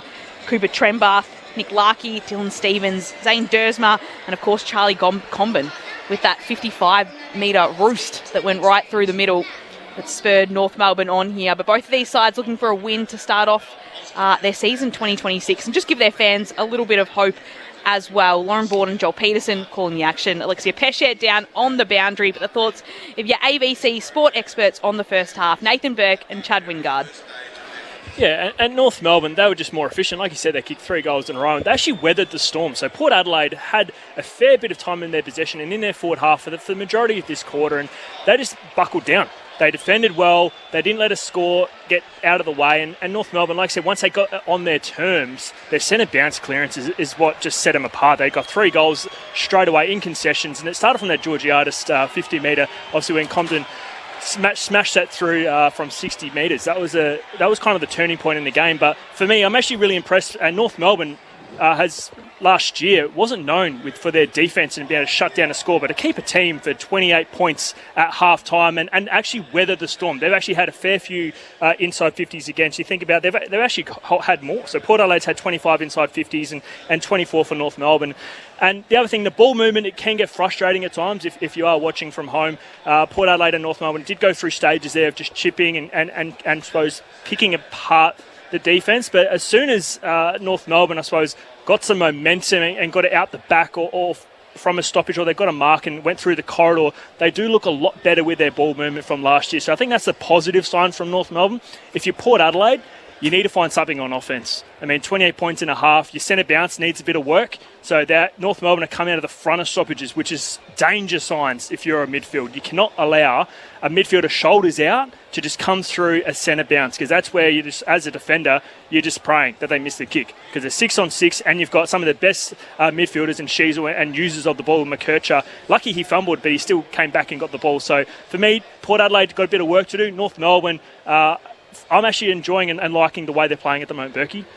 Yeah, I thought they really upped the intensity a little bit that quarter, certainly the second half of that quarter around the contest. Rosie, Butters and Will and Drew, 3 main mids for the Power. They had a lot of the footy, so there's 15 and 15, 13 possessions that they've actually had. But if you look at the 3 main drivers for North Melbourne, they've had 14 score involvements to the other guys' 8. There's just not a lot coming from. There's no real breaking of the lines like we've seen Sheasel do, like we've seen Davies Uniacke do, and surge the ball forward. Most of sort of the Butters, Drew and Rosie sort of stuff has been, yeah, I'll get it and I'll chip it over there and I'll chip it over there. Good thing for the voices of the North Melbourne faithful. They haven't had to boo very much because Horn Francis only had 5 kicks and 2 handballs. So he needs to find a way to get himself into the game a bit more. I'd like to see him plump himself in the middle of the ground, not necessarily play that half-forward role as much as he probably has been. But at the moment, whilst the numbers themselves probably look the same, I think the North Melbourne midfield are on top because of their effectiveness in the way they're actually breaking the lines and getting the ball inside 50 pretty quickly. So the intensity of North Melbourne, that's what needs to stay high. They haven't been in this position where they've had a good halftime, a 4-goal halftime lead. And probably, most of them probably can't remember the last time that actually happened. But they've got to go in, not think about the scoreboard, think about, right, intensity, win the football first, and then if I get a chance to spread and get on the end of an easy one, then I'll do that. But it's all about winning that hard football first. And so if they can maintain that intensity around the contest, well, they're a big chance to win this, because at the moment, the talented Port Adelaide forwards aren't troubling them that much. As far as some of the numbers go, so all of last season, North Melbourne scored more points in a first half than this once and conceded fewer points than this in a first half only twice. So that sort of speaks to that defensive side of their game that clearly they've got intact. And it was, as we said during the call, it was uninspiring at times in this game, but a couple of those opportunities where North had to really push the accelerator and hit the go button and bring the ball back into the corridor, and Colby McKercher was a big part of doing that. His creativity and ability to cut lines. Finn O'Sullivan's been really important. So these players that we thought, are getting toward that 50-game mark, or a few less in the case of O'Sullivan, and might be ready to take a step forward, McKercher, O'Sullivan, these kind of guys have been a big part in sort of driving that for North Melbourne. Absolutely. And when you've got Radaglia, Alier and Marshall down there, you think, okay, how do we beat that? We get the ball down there quickly. And even if it's ugly, get along the ground, surge in numbers, get a handball. We've seen a couple of scrappy goals late in that quarter. But if they're going to go slow and try and take a contested mark against those 3, well, then they're going to struggle. So it's about looking at, okay, where's the weakness of the opposition? And at the moment, it is surging out of the stoppage, running in numbers, and just getting that ball inside 50. Even if it's dirty and ugly, I'll back Curtis and Dersma and these sort of guys when the ball hits the ground pretty often. But for me, I think Josh Carr, when he played the game, he was a nuggety, tough little fella. No holds barred. I'm not sure he's going to be super impressed with the physicality and the toughness of Port Adelaide in that first half. You're right, the tackles are 27-25, North Melbourne ahead just by a couple. Is that what he's wanting more of? Just a little bit more intent and probably taking the game on a little bit more from the back line. Yeah, not even necessarily tackling, because sometimes you're second at the footy when you're tackling, but getting numbers there, knocking a couple over so that your player can pick up the footy and then get a spare one there. Intensity can be, if they get 2 players there, we get 3 and we get 4. It's that intensity to run and pressure around the contest, just a hand in because you've got extra numbers there, that can look like intensity as well. And I just don't see at this point in time that real intensive, hard-running effort to outnumber North Melbourne whenever the ball hits the ground. So that's where it sits at the moment at half-time. It is North Melbourne ahead by 25 points. The first outing for both of these two sides. Neither played in opening round last week. So North Melbourne coming in 8-5-53 at half-time to Port Adelaide 4-4-28 and leading the way at Docklands Stadium on this Sunday of AFL action. Of course, Melbourne and St Kilda will be coming from the MCG in about 45 minutes or so's time. So if you'd like to listen to that game, of course, it is on ABC Listen. You can just click on the AFL button and you'll be able to find that game there. That's the match we will be sending to you after this match finishes at Docklands. We'll be heading down the road to the MCG, and following on from that, it'll be the later game of Gold Coast taking on the West Coast Eagles up at Carrara. But from Docklands at halftime, it is North Melbourne ahead by 25 points. We'll wait to see whether North can hold on to this lead in the second half. We'll be back with you shortly, but first we'll get the latest from the ABC Newsroom.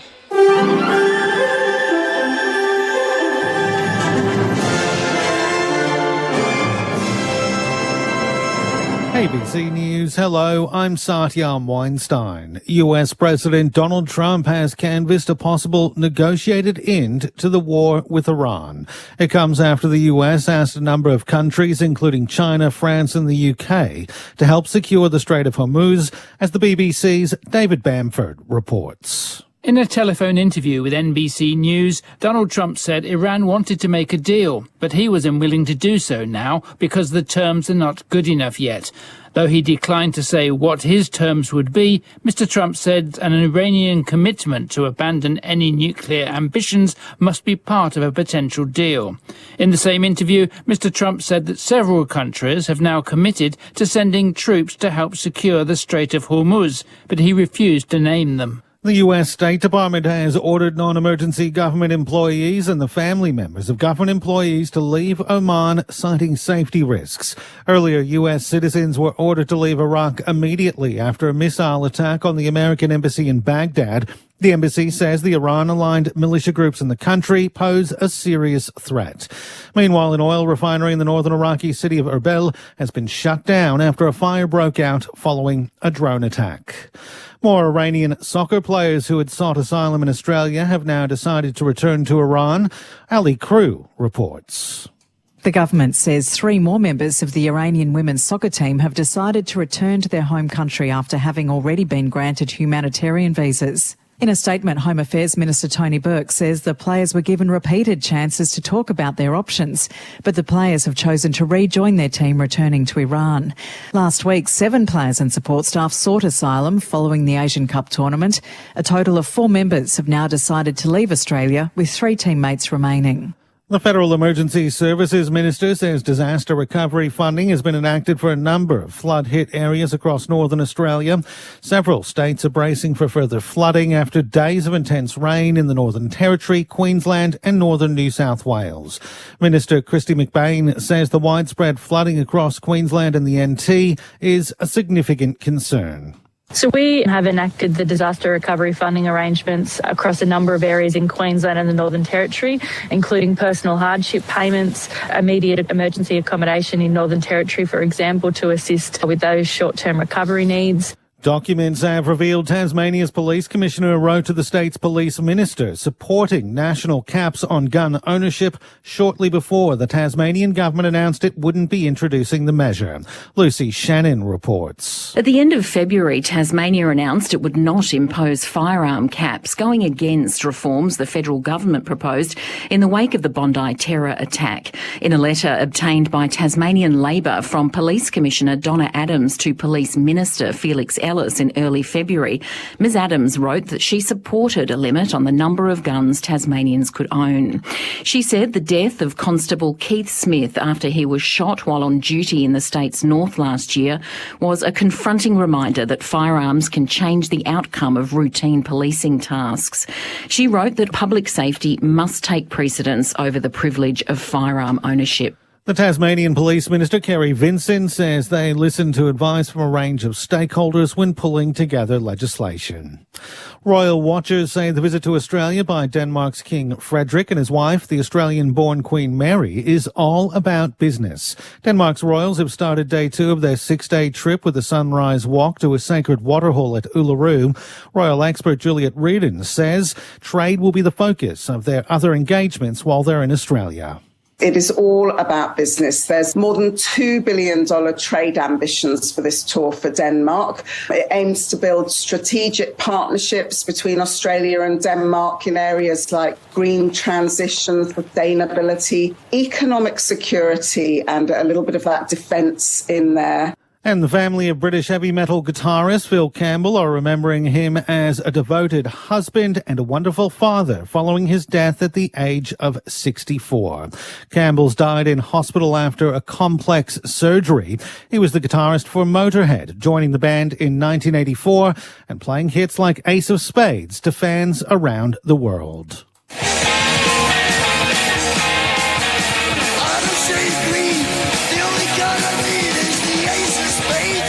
You're up to date with the latest from ABC News. Exciting, rule-breaking, shaping who we are. When the song was released, it was banned. Inspiring arts in When the War is Over, Take 5 with Zan Rowe and the new season of The Piano. It's fabulous. Creativity and so much more on ABC iView. This is the 2026 AFL Premiership season with ABC Sport.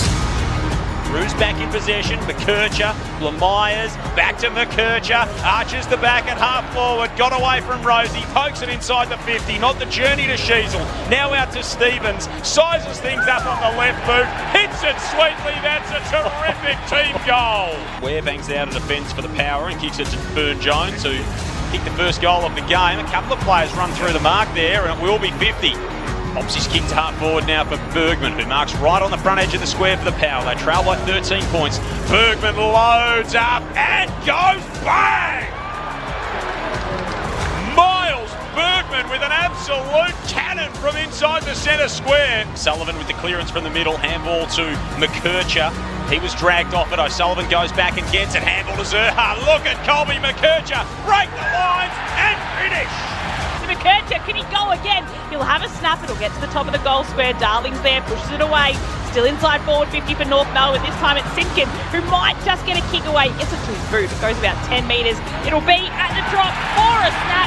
Zane Dersma, that is 3 in quick succession for the Kangas. The AFL on ABC Sport. On radio. ABC Sport Digital Radio. And ABC Listen. It was those 3 in quick succession that allowed North Melbourne to build to a 25-point lead at half-time here at Docklands, a game-high 25 points after the Kangas got down by as much as 10 points early in that first term against Port Adelaide, but it is North Melbourne 8-5-53 leading Port Adelaide 4-4-28, kicking 5 goals to 2 in that second term. Lauren Borden and Joel Peterson calling the action at Docklands. Lexia Pesce is down on the boundary, ABC Sport experts and Nathan Burke and Chad Wingard. Around the grounds today, it is the first round of the Super Netball season. And it's the Vixens in action against the Firebirds up in Queensland. The Vixens are reigning champions, leading there 27-23 in the second quarter of that matchup. The Mavericks defeated the Giants and the Thunderbirds have defeated the Swifts already earlier on in this round. Fever and the Lightning to come at 4 p.m. today. Also coming on at 4 p.m. today. And you know where the season started as well, Loz, in the Super Netball, where they had the first game? Up in beautiful Bendigo. They love their netball in Bendigo. Oh, they love everything in Bendigo, Lauren. Let's be honest. You frightened me with the Bendigo reference there. I didn't know that was coming, but Let's keep you on your toes. That's good to know. I think Steph Wood also did her ACL in Bendigo playing netball about 3 or 4 years ago. So I always relate it with an ACL. I've seen a couple of players tipping the T-Birds to go pretty well this year. Shamira Sterling's back in their colours. So, they'll be a big watch. Had a couple of good seasons, 2 or 3 years ago? Yeah. Won back-to-back. Yep. And it was obviously the dream for the Vixens to win last year, who came from nowhere, really, to end up winning in Simone McInnes's last year as coach. But the AFC Asia Cup as well, so the Matildas progressing in that one. That's all on the ABC. Listen, Japan and the Philippines are on today in a quarterfinal, and it'll be the Matildas now taking on China after they defeated Taiwan in the semi-final to then progress to the final, which will be on Saturday back in Sydney. So a lot of travelling for the Matildas in this tournament, which I guess they did to themselves after not finishing top of the pool. But plenty of action, and a lot of it is on ABC Listen, Joel. No good for the 36ers last night. Loz went down to the Southeast Melbourne Phoenix. Nathan Sobey went off for 41, a career high in Game 2 of that semi-final series. So Tuesday night at the Adelaide Entertainment Centre, the Sixers trying to win their way through to the Grand Final series against the Southeast Melbourne Phoenix. The winner to play the Kings, they beat the Wildcats last night in that second final in Perth. So the Kings will lay in wait for the NBL's Grand Final series and see whether they play the Phoenix or the Bryce Cotton-led Adelaide 36ers. Here at Docklands on a beautiful day in Melbourne, it is North Melbourne ahead by 25 points, 8-5-53, Port Adelaide 4-4-28. Berkey, I was listening to you across Summer Grandstand. You were chatting to Sam and Limo, talking about the new rule changes. You weren't a fan of the lasso free kick. Straight away, you said coaches are going to flood their players forward, and it's going to be congested into the forward line. You've seen a full round now, or a round and a half if we're including opening round. So I'm interested in if it's played out the way you've seen it, or how you evaluated it now in the AFL men's competition, seeing the lasso free kick. I've seen glimpses of what I'm worried about. Yep. It'll happen, guarantee you, once winter starts and becomes a little bit harder to score, and you don't want teams to get the ball inside 50. As soon as the ball rolls over the boundary line, every player will be told to get behind the footy.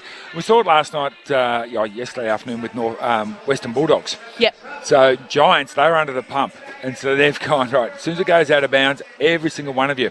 So Western Bulldogs, about 4 times in a row, they went sideways. They ended up on the other boundary line in exactly the same spot they were on this side, and then they came back, and then they went again. That's not entertaining football. That's not entertaining at all. So I guarantee you, when games get on the line, that's what's going to happen. As soon as there's a lasso, everyone's told sprint straight down the other end, and we'll go backwards like the AFC. Rather than going through the corridor and you can't. Taking a risk. You can't, because there's one bloke on the mark, and you've got the football. That means there's 34 players ahead of the ball. The only thing that you've got to do is to go backwards. Right, so that's whinge number 2 for the weekend. Oh, no, you called on that one. You asked the question. That wasn't... I'm with you. I think if prompted, that doesn't count. That doesn't count. You were merely answering the question. Yes. Well, last night I gave myself 3 umpire whinges, and I only used 1. So I'm it's carrying... a strike rule, is it? Exactly. I'm carrying 5 into this game. So it carries over. It does. I it carries over. It's incredible. Bank him in. Incredible restraint. Bank him in for a St Kilda game then. Don't let me do the grand final. By then, every single thing I say will be whinge. So I need to get him out now. Yeah, just the unloading. He's our little ray of sunshine at the moment, though, Joel. In the back row. So they pair me with this bloke next to me. His old rose-coloured glasses here. We even each other out. Yin and yang in the back row.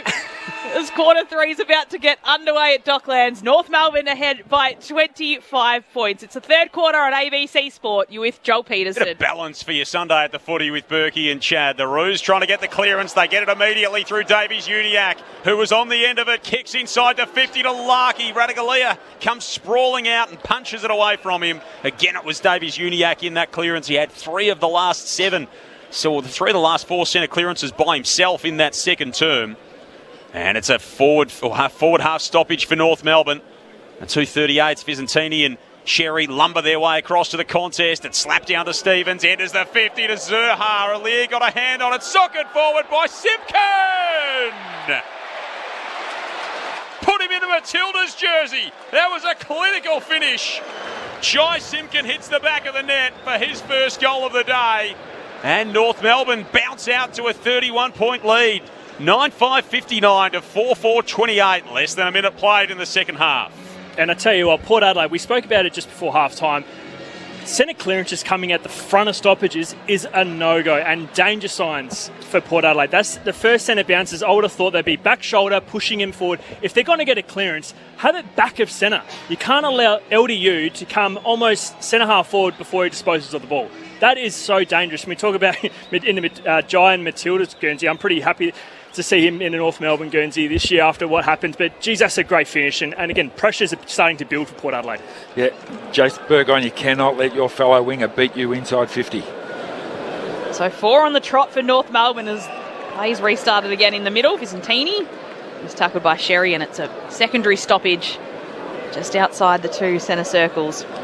Sherry gets a good palm away, bashes it down, comes off Luke Davies-Uniacke's boot, straight to Vicentini. He loses control of the footy, misses his boot as well, falls through Horne-Francis's legs, and in the end Caleb Daniel picks it up, hand passes to Stevens. His hand pass doesn't quite hit McDonald, who in the end is tackled by Whitlock, who can't stick the tackle in the end, so McDonald can get the footy away. Sheasel with a little chip kick out to right half back finds Caleb Daniel. Disposal number 14 for Daniel to Davies-Uniacke, who's also on that number. Marks right on halfway. Underneath our ABC Sport commentary box on the dock side of the ground. Of course, North Melbourne kicking to the right of your radio dial, the boomer end today. Named after the player, not the generation I was person. about to say, we're putting all boomers down one end, are we? As soon as I said it, I realised maybe that they've erred in the naming of that. As Stevens kicks inside forward 50. You're a boomer, you only get this one section. Curtis is tackled, taken high, and he will have a shot toward the boomer. And a lot of fans of negative gearing at that particular end of the ground. Get him some extra hot lattes. 35 metres out. Where are we? Paul Curtis, your man, Chad, has got a shot on goal. Have you got a microphone? Because I might go. Do they get the 3-strike rule up there as well? Quite possibly. So Paul Curtis hasn't kicked one today, but he's been busy up there. Left foot kick, swinging back left to right. It hits the inside of the post. Minor score. But North are making a really good fist of this to start this term. They lead by 32. Should have 3 goals to his name, Paul Curtis. And he was so efficient last year with his kicking. To start the year off, he needs to just really get into his mind and just go back to his routine. Kane Farrell goes for a run. It's not a great kick that he puts towards Bergman. It skids across the turf. Luckily, Bergman can get a hand pass away. Jones goes chasing after it, pushes it away. And in the end, McKinley's hit and taken to the ground. And it's a stacks-on pile-on. Wow. That was mummy. That was like Mumford, wasn't it? That's Sherry coming out. That's what I want to see from Port Adelaide. A couple of those really big ripping tackles.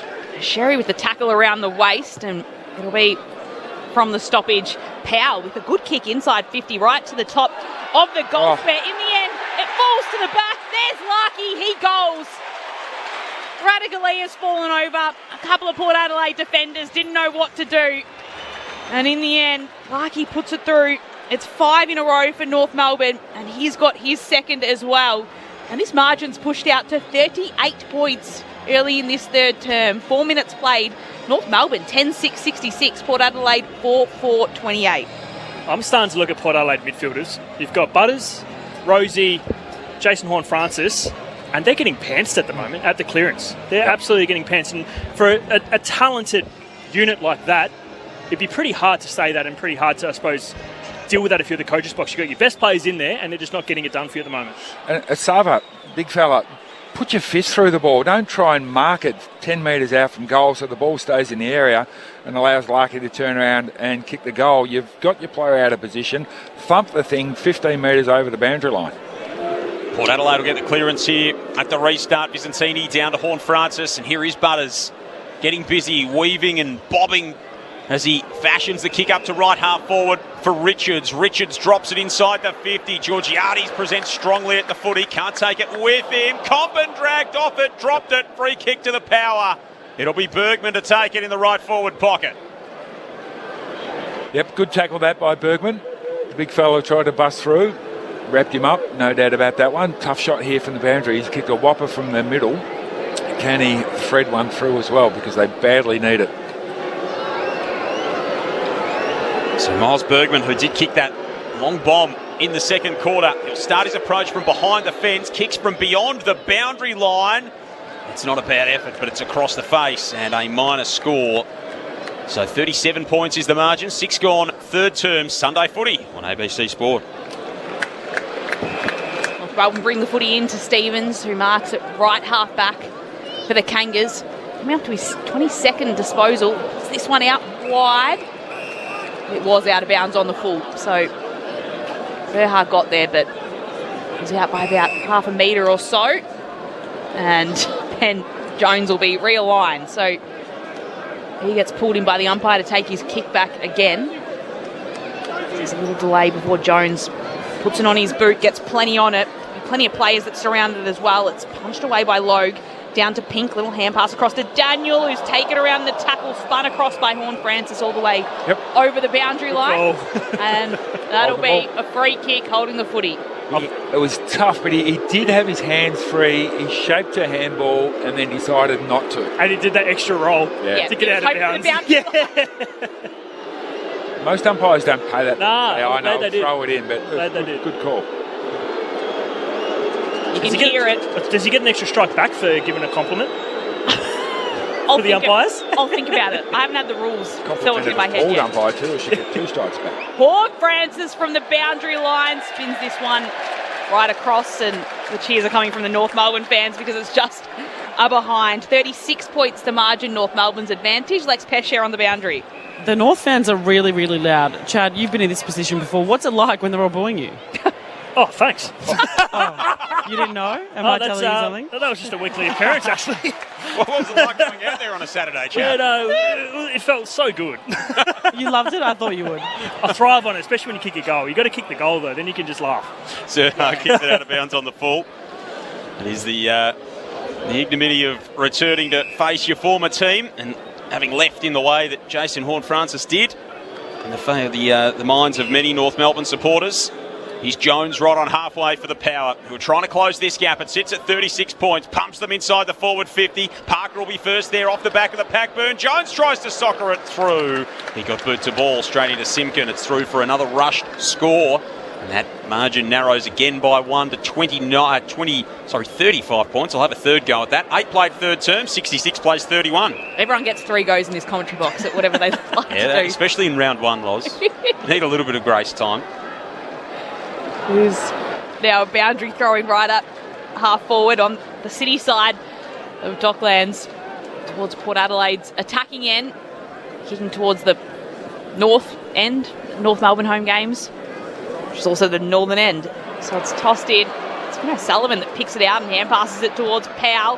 His little chip kick is smothered by Rosie, who steals it back, hand passes it across to Evans. He's mobbed by 2 Kangaroos, locked in, holding the footy, free kick North Melbourne.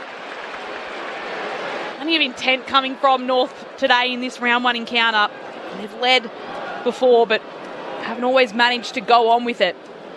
So that's something they're looking to do in this new season. As the kick comes down right inside forward 50. Radaglia at the back gets a little punch away to Ware, who takes it, flares it out wide, right to the logo at centre wing, and Toby Pink punches it towards the boundary line.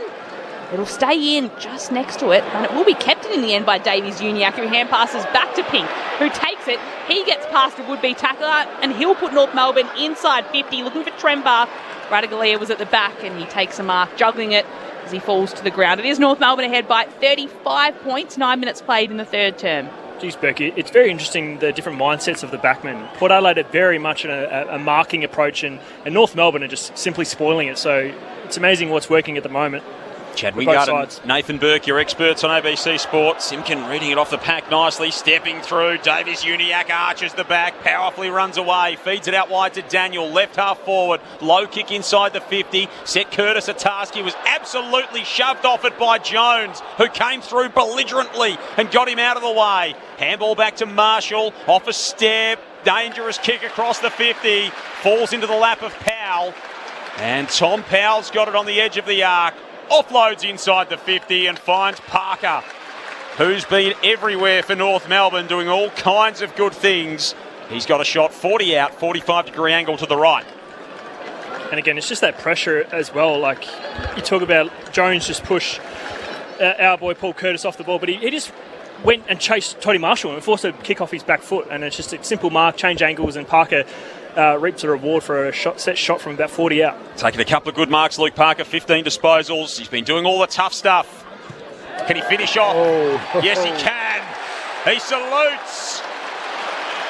And Luke Parker, who was brought here for that veteran presence and leadership, delivers exactly that and puts the Roos 41 points to the good. 11-6-72 to Port Adelaide 4-7-31.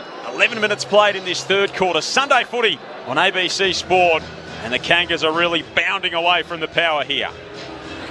Won't be pretty video reviewing for a lot of the Port Adelaide players, and we're talking about the big name players and all that sort of stuff, but Joe Richards, his last two efforts to tackle, the ball should have been out of bounds on the wing. He let Davies Uniacke stroll over there, pick it up, push him off and run, get the ball inside 50. Second opportunity about 30 seconds later to lay a tackle, again gets pushed off and the ball stays inside 50. Parker takes a mark. We're going to look at all the big name players, but if you've got a Port Adelaide jumper on, you're expected to tackle. You better do it, but at the moment it's just terrible. Here with Trembath with a nice leap as the ruck in the centre. It's Tom Powell who kicks it out wide across to right half forward. Larkey has the footy. He's tackled holding the ball, but it'll be play on as Rosie picks up the footy, takes it and chips it across to Visentini. And he'll stop in front of the interchange gates, in front of his teammates sitting there on the bench. And Farrell just a couple of metres away from him, waiting to come on, and Visentini puts it on his boot, kick towards left half forward, comes down towards Berry and then through the legs of Burgoyne. It'll be a free kick going the way of Joe Berry though, against Jack Darling. Joe Berry from Benalla puts it inside 50 for Georgiadis, who marks and holds on to it after being cluttered into, just as he held on to it too as well from Constanti. And Georgiadis will have a shot from almost directly in front of goals, about 40 metres out. Yeah, Clarko will be absolutely furious at that, because the ball's 70 metres out. He's looking inside 50. Who's the first bloke I'm going to look at? I'm going to look at Georgiadis and see where he is. The fact that the North Melbourne players left him alone to take pretty much an uncontested mark 25 metres out dead in front, that's just a failure of concentration from the Kangaroos' defence. So North Melbourne with 6 goals on the trot. Georgiadis lines up for the power. Eases this one towards goal. And he breaks the run as well. He gets one on the board for Port Adelaide. He's second for the day.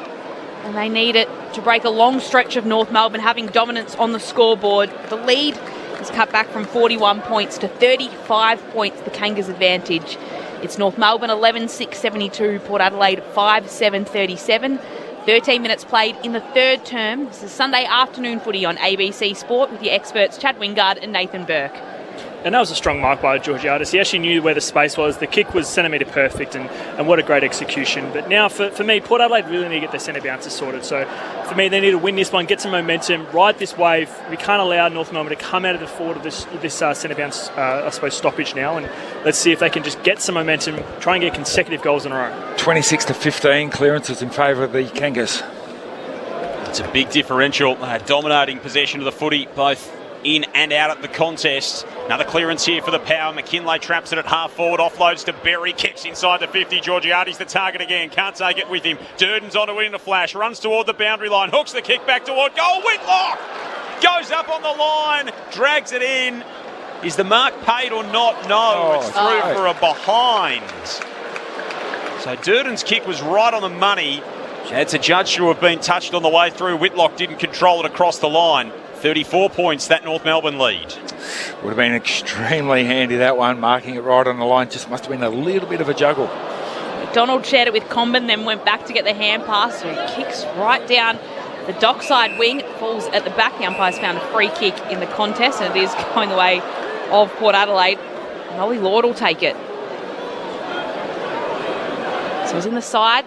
Got the nod ahead of Jack Lukosius, who has had some injuries, but was an emergency for today's match for Port Adelaide. He kicks it straight into Darling on the mark. It ricochets back to him, luckily, and this time he retreats and chips it back to Kane Farrell. He slipped as he kicked that one.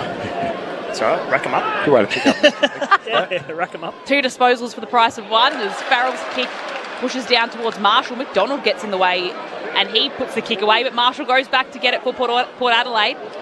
Hand passes across to Lord, hand passes to Bergman, who puts the kick on his boot, looking for Rosie, who had back position, could only punch it down. Davies Uniac with it, just weaves through some traffic, kicks it beautifully across to Lockie Doverston. We haven't seen too much of him this afternoon on debut. He just chips it across to Darling, and then Doverston will make his way into the forward 50. Bergman's kick going forward was just a nothing kick. He kicked it to people who weren't even looking. Get the ball inside 50. Darling from right half forward. Trembath, look at Radicale, put his fist through it. And there was a push among all of that pack. Lear to take it. He got a shove from Trembath as he went upstairs. Evans will bring it out for Port Adelaide, and that ball bounces out untouched for a lasso free kick at right half forward for the Roos. Toby Pink will have the footy. 11-6-72 North Melbourne, 5-8-38 Port Adelaide. North led by 8 at quarter time, by 25 at half time. The first 2 goals of this term as well. Before Port got the last through Georgiades. Pink measures the kick inside the 50, looking for Trembath. It's knocked away from him, and it'll be tossed back in that right forward pocket for the Roos. At the boomer end of Dockland Stadium. They might have to revisit that. Yeah. The Boomer Harvey end, it's Darling that takes it, hand passes it away. He is pretty old. Yes. It'd be close. Becomes a Boomer. He did tell us yesterday that they emailed him asking him if he wanted to be called the Boomer end or the Brent Harvey end, and he just didn't respond to the email, so he left it up to them. Did that answer the question? Yes. It was an email. He did know how to use emails. So we've just had a second and then a third stoppage inside forward 50. Darling picks it out of the ruck towards Larkey. He was getting some pressure from Alir out the back. It was illegal. Nick Larkey gets the free kick. And I think Boomer would like what he's seeing so far from North Melbourne. As Larkey gets a free kick, a set shot at goal, 30 metres out, tougher than a 45-degree angle. Yeah, it was just unnecessary from the big Port Adelaide defender there. As soon as they see an arm wrap around the front, they're going to pay holding every single time. Keep your eyes on the footy, get up, bang the ball away. There's no need for him to take the body like he tries to. As he got 3 in him today, Nick Larkey skips in, eases this one towards goal, and it never looked like missing. Nick Larkey high-fives anyone that comes near him as he makes his rotation to the bench, and he's got 3 today, and North Melbourne pushed that margin back out to 40 points. 12-6-78, Port Adelaide 5-8-38. 18 and a half minutes played in the third term at Dockland Stadium. It is North Melbourne with a pretty solid advantage, leading by 40 points. Yeah, Berkey, you're spot on there. Alir had plenty of time to just get in good position and just spoil it, not give away a free kick, because you just don't give yourself even a chance to even be in the contest. But again, it comes off of a stoppage. And like you just said before, North Melbourne are just absolutely dominating in there. And you're putting the backs under the pump. Eventually, you're going to give away a free kick because they're feeling the pressure. So Port Adelaide need a lift around there. And the defenders just need to be smarter. They need to get their job done and stop, I suppose, giving away free kicks, one, but also not letting them have a mark and dictate the game. 1 possession for Butters this quarter, 3 for Rosie. So from the restart, Drew tries to come away with it and can't. He's wrapped up by Sheasel. And Willem Drew hasn't touched it. So their 3 main midfielders have had 3 possessions between them. Bounces around in the centre and Powell takes it away from the secondary clearance. Kicks inside the forward 50. It's a long ball. It's a bouncing ball all the way back to the behind line. Radicale stands on that behind line as he takes the Sharon. Hands it off to Alir. Whacks it outside the defensive 50. It's coming back. Parker back with the flight. Can't reel it in. Handball's off to Comben from right half forward. Sends the Roos back into attack. Trembath with a runner to jump at this. Both Port defenders missed it. Darling was there on the spot. Offloads to Zerha, who kicks another. No. He snuck it in just. Cam Zerha with his 3rd. And the Roos answer back with a couple on the bounce again. And that margin is back to 46. 13-6-84 to 5-8-38. It's a new high watermark in the game for the Roos as we tick into time on in the third term.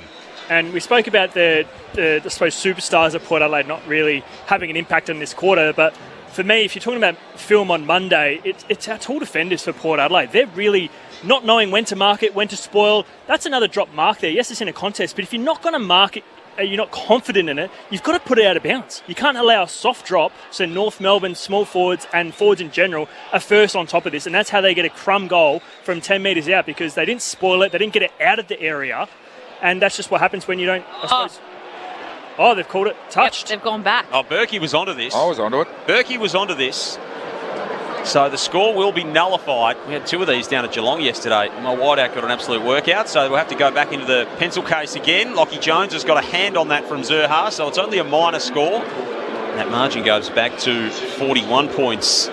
Can't bury wideout. Is the result? You absolutely can. While we've got a minute, we might go down to Lex. Hey, Lex, there's a little bit of history here for North Melbourne, because this has not been a friendly opponent for them in recent times. No, it's been a long time since North Melbourne have beat Port Adelaide. They've only won against them once since 2015, and that was in 2019 in August. So they would completely add another one to their tally, which is very small at this stage, but would be a great win for the club.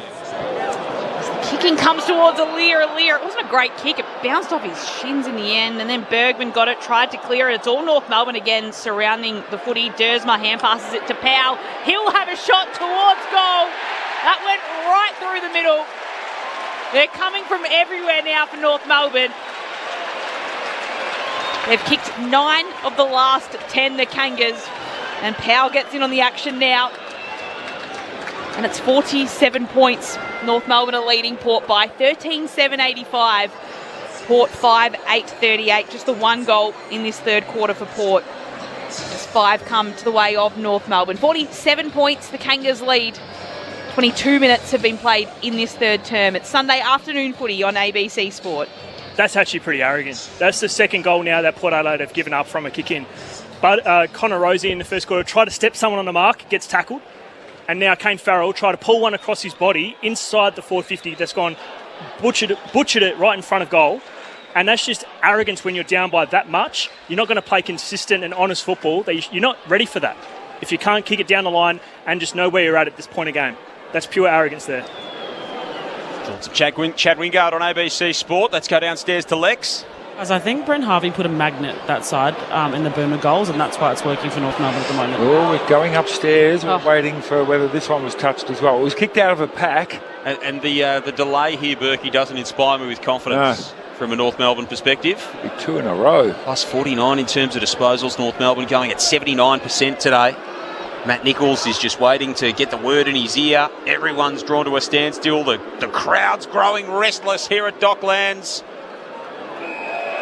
And we will be another one back again. 2 in a row. I take it back now.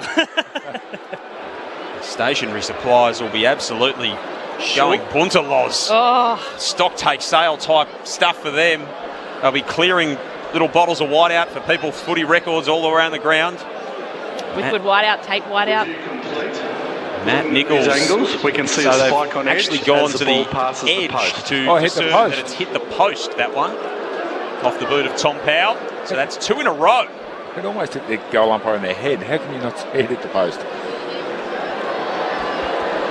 So 80-38 is the result. A couple of let-offs for the Power. 42 points is the margin the way of North Melbourne. Joel Peterson, Lauren Borden, Chad Wingard, Nathan Burke and Lex Pesher with you on this Sunday at Docklands on ABC Sport. Still 2 games to come. Melbourne St Kilda starts in about 15 minutes. There's a call of that on ABC Listen. And then Gold Coast, West Coast to finish off this Sunday of football. Jack Darling intercepts for the Roos near halfway. He can send them back toward half forward. Offloads short to Doverston, who's been quiet, as Loz said earlier. There's the 5th disposal for Lockie Doverston, the 16th pick of the draft last year. Sends it inside the 50. Zerha got a run and a leap. Sherry did the roving. Handed it off to Stevens, who's got one already. The second attempt was right off the side of the boot, and it just sneaks through for a minor score. No review required there, hopefully. 25 gone third term. Roos by 43. Fortunately, he was stuck on the wrong side for a left footer. Had to throw it onto the right, and that was the result. Comes Jones with the footy, doing the kick-in duty for Port Adelaide. Kicks out to a pack. Sherry was there, and Logue for North, but it is Port Adelaide who can just win out by McKinlay, who moves the footy down and then gets it back and just dabs the kick forward. And it'll work in the end for Watkins, who can kick inside 50. Durden standing all alone. Hits him on the chest. He's got it for Port Adelaide and can take a set shot at goal. A little bit of a run in numbers there from Port Adelaide. Much better. We haven't hardly seen that at all. Overlapping runs, supporting each other. There wasn't absolutely pure football. The ball hit the ground a couple of times, but when you get numbers running and working hard as a group, it makes it really hard for the opposition. But we just have not seen them run and carry the ball yet hardly at any stage. Now Corey Durden's chance. The Golden Grove in South Australia walks over the paint of 50 from 45 metres out, puts his kick towards goal, and that is online and true for Port Adelaide. And as is customary, his teammates come just to pat him on the head as he gets his first goal in his new colours. Margin back to 37 points, so still doable for the Power. 26 minutes played in this third term. Port Adelaide 6-8-44, North Melbourne 12-9-81. And maybe I was a bit harsh with the kick in before, but it's the second time that they're trying to create something where you shouldn't create something in the back 50. And just then, that's the opposite and what we're looking for. Kick to a contest, win the contest, and get outside. And that's, again, a goal for and a goal against in different ways and different approaches from I suppose, a kick in. And what a great finish. I mean, that was a pure struck set for shot for about 45. But again, Port Adelaide need to get back to what makes them a potent team, and that's honest, hard attack on the ball and defend really tough. And they're just not doing it at the moment. Just like their coach played back in the day, Josh Carr, as an uncompromising footballer. 124 of his games in Power colours. Visentini to take it from the middle. Goes short to Richards. Top 4 in the best and fairest last year for Joe Richards. His first season at Port Adelaide. Kicks inside the 50. Easy intercept mark for Simpkin. Let's go down to Lex. Just observing a conversation between Zach Butters and Josh Carr, it looked like Josh Carr had said to him, I need more from our leaders and I need more from the middle. So that's a taste of where they're at. So holding things to account in his first game of the season. They've had a good relationship, those two. Josh Carr's been Zach Butters' line coach, and Butters said during the pre-season he was looking forward to working with Carr as his senior coach this season as he weighs up his future at the end of the year. Combat inside the defensive 50 for the Roos. North by 37 points, 28 gone in this third quarter. Kick clears the pack, it came off hands. It'll be tossed back in. Centre of the city wing, 12-9-81 North Melbourne. Port Adelaide 6-8-44. The Roos have controlled the scoreboard throughout, and they're doing it pretty comfortably at the moment.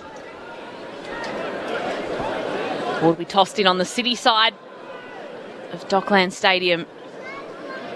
The roof closed as per usual despite a nice sunny day outside in Melbourne. It's tossed in. Sherry pulls it out on hands and knees. Hand passes it to Simpkin.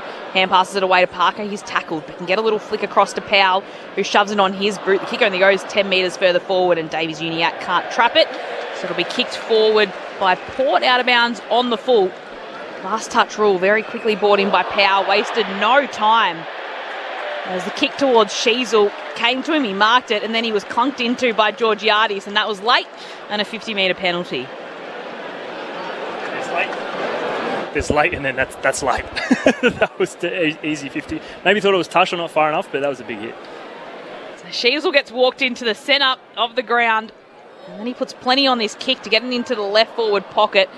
Darling can't take the mark, does the tackling though to lock the footy inside forward 50 for North, and it'll be a ball up deep inside their attacking 50 North, ahead by 37 points late in this third term. 4-2 in the quarter for North Melbourne. Kicked the last 3 before half-time as well. Run down was where Jack Darling is a man that you do not want that close to you.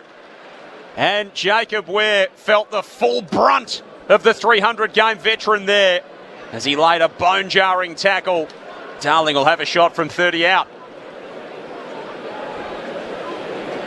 And geez, that was a good follow-up. He's known for it. He's made a snap it here. He's going to come around on the right boot. He's kicked plenty of them, Jack Darling, and he has not lost the touch. 557 in his 321st game. And he kicks North Melbourne's 5th of the quarter. Gets that lead to 43. Half an hour played in this third term. 13-9-87 the Roos. The Power 6-8-44. Sunday footy on ABC Sport. And that's just great setup there by North Melbourne. We have that position as the winger that's always normally spare. And if you're a forward, that's the one you're kind of seeking up on to make sure that you put the pressure on if that hit out does go back there. Because that's where every club tries to hit their ball. Defensive, then you get a quick kick. But that I suppose, reaction time from Darling and that, I suppose, tackle just to nail it without giving away a free kick. I mean, and what a finish as well. I mean, how many goals he kicked? 557. 557. What a stellar career he's had. He's gone for Hey Baby by DJ Otzi as his goal song as well, which not a bad shout, just quietly. Sherry takes it from the middle. I think we know what his goal song might be. As he kicks it inside 50, he turns it over though. And Berry takes it and chips it into the centre of the field. Across to Watkins. In his first game, he flares it out wide towards Burgoyne, and now they're moving it quickly and quite cleanly as he goes towards Georgiades in the left forward pocket, rises high, plunks the mark against Logue. Well, Logue did the right thing. He invited the long kick over the top into the pocket, but the kick from Burgoyne were just too long and too far, and he was unable to get back. But good defending. I like defenders taking that front position.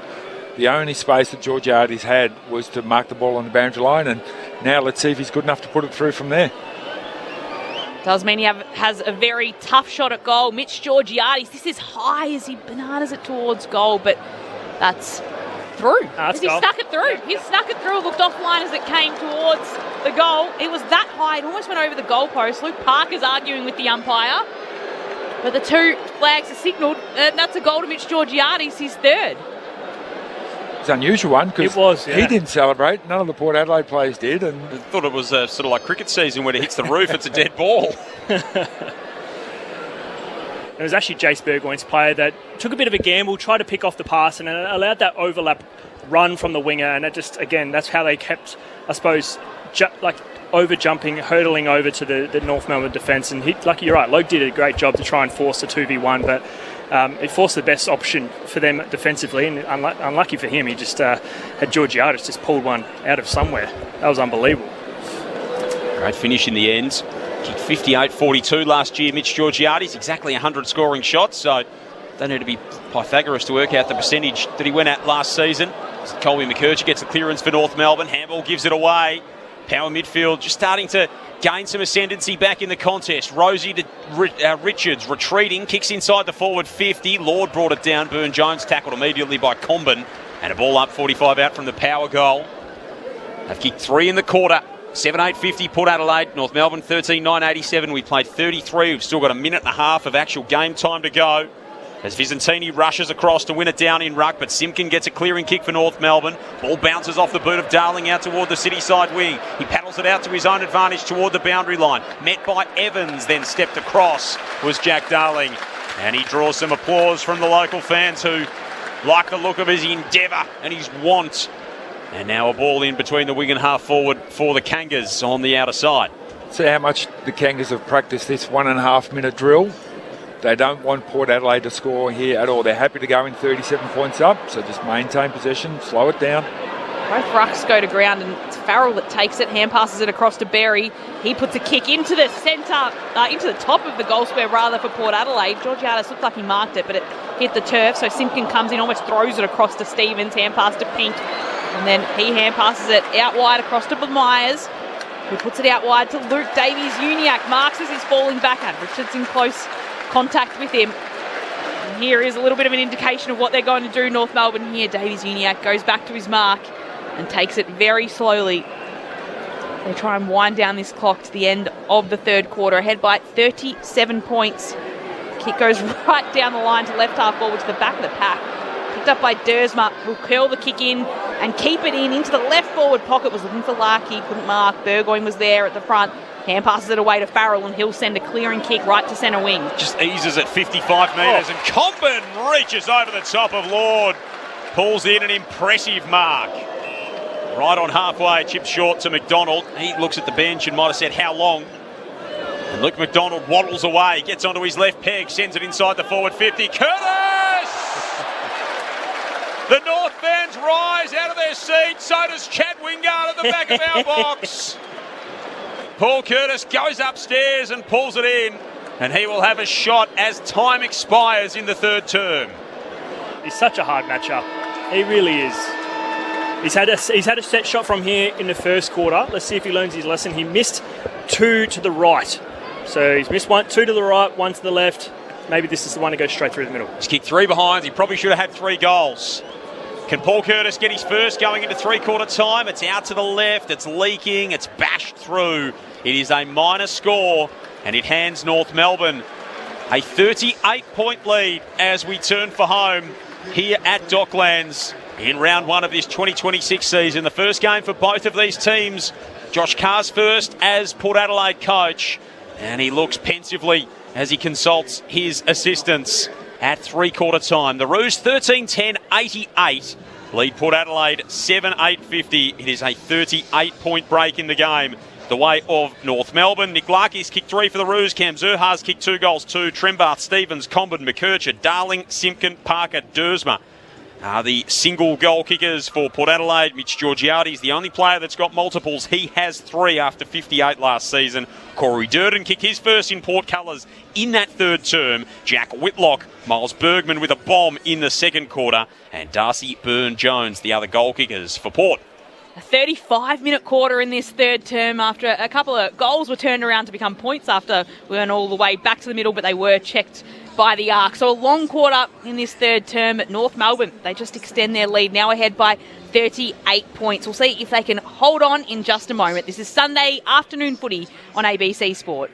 Hi, it's Mackenzie Arnold. I'm Caitlin Ford. It's Alana Kennedy. Hi, I'm Claire Hunt from the Matildas. Get behind the Tillies with ABC Sport for the AFC Women's Asian Cup Australia 2026. Live and ad-free on ABC Listen. This is the 2026 AFL Premiership season with ABC Sport. 2:38, Byzantini and Sherry lumber their way across to the contest and slap down to Stevens. Enters the 50 to Zurhaar. Alir got a hand on it. Socket forward by Simpkin. Put him in the Matildas jersey. That was a clinical finish. From the stoppage, Powell with a good kick inside 50 right to the top of the goal square. In the end, it falls to the back. There's Larkey. He goes.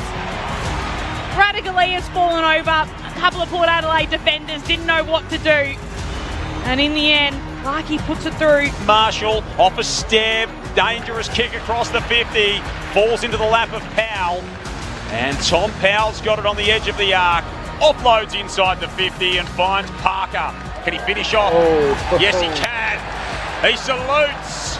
Joe Berry from Vanilla puts it inside 50 for Georgiades, who marks and holds onto it after being cluttered into, just as he held onto it too as well from Constanti. Georgiades lines up for the power. Eases this one towards goal. And he breaks the run as well. The AFL on ABC Sport. On radio. ABC Sport Digital Radio. And ABC Listen. So it is North Melbourne ahead at three-quarter time by 38 points.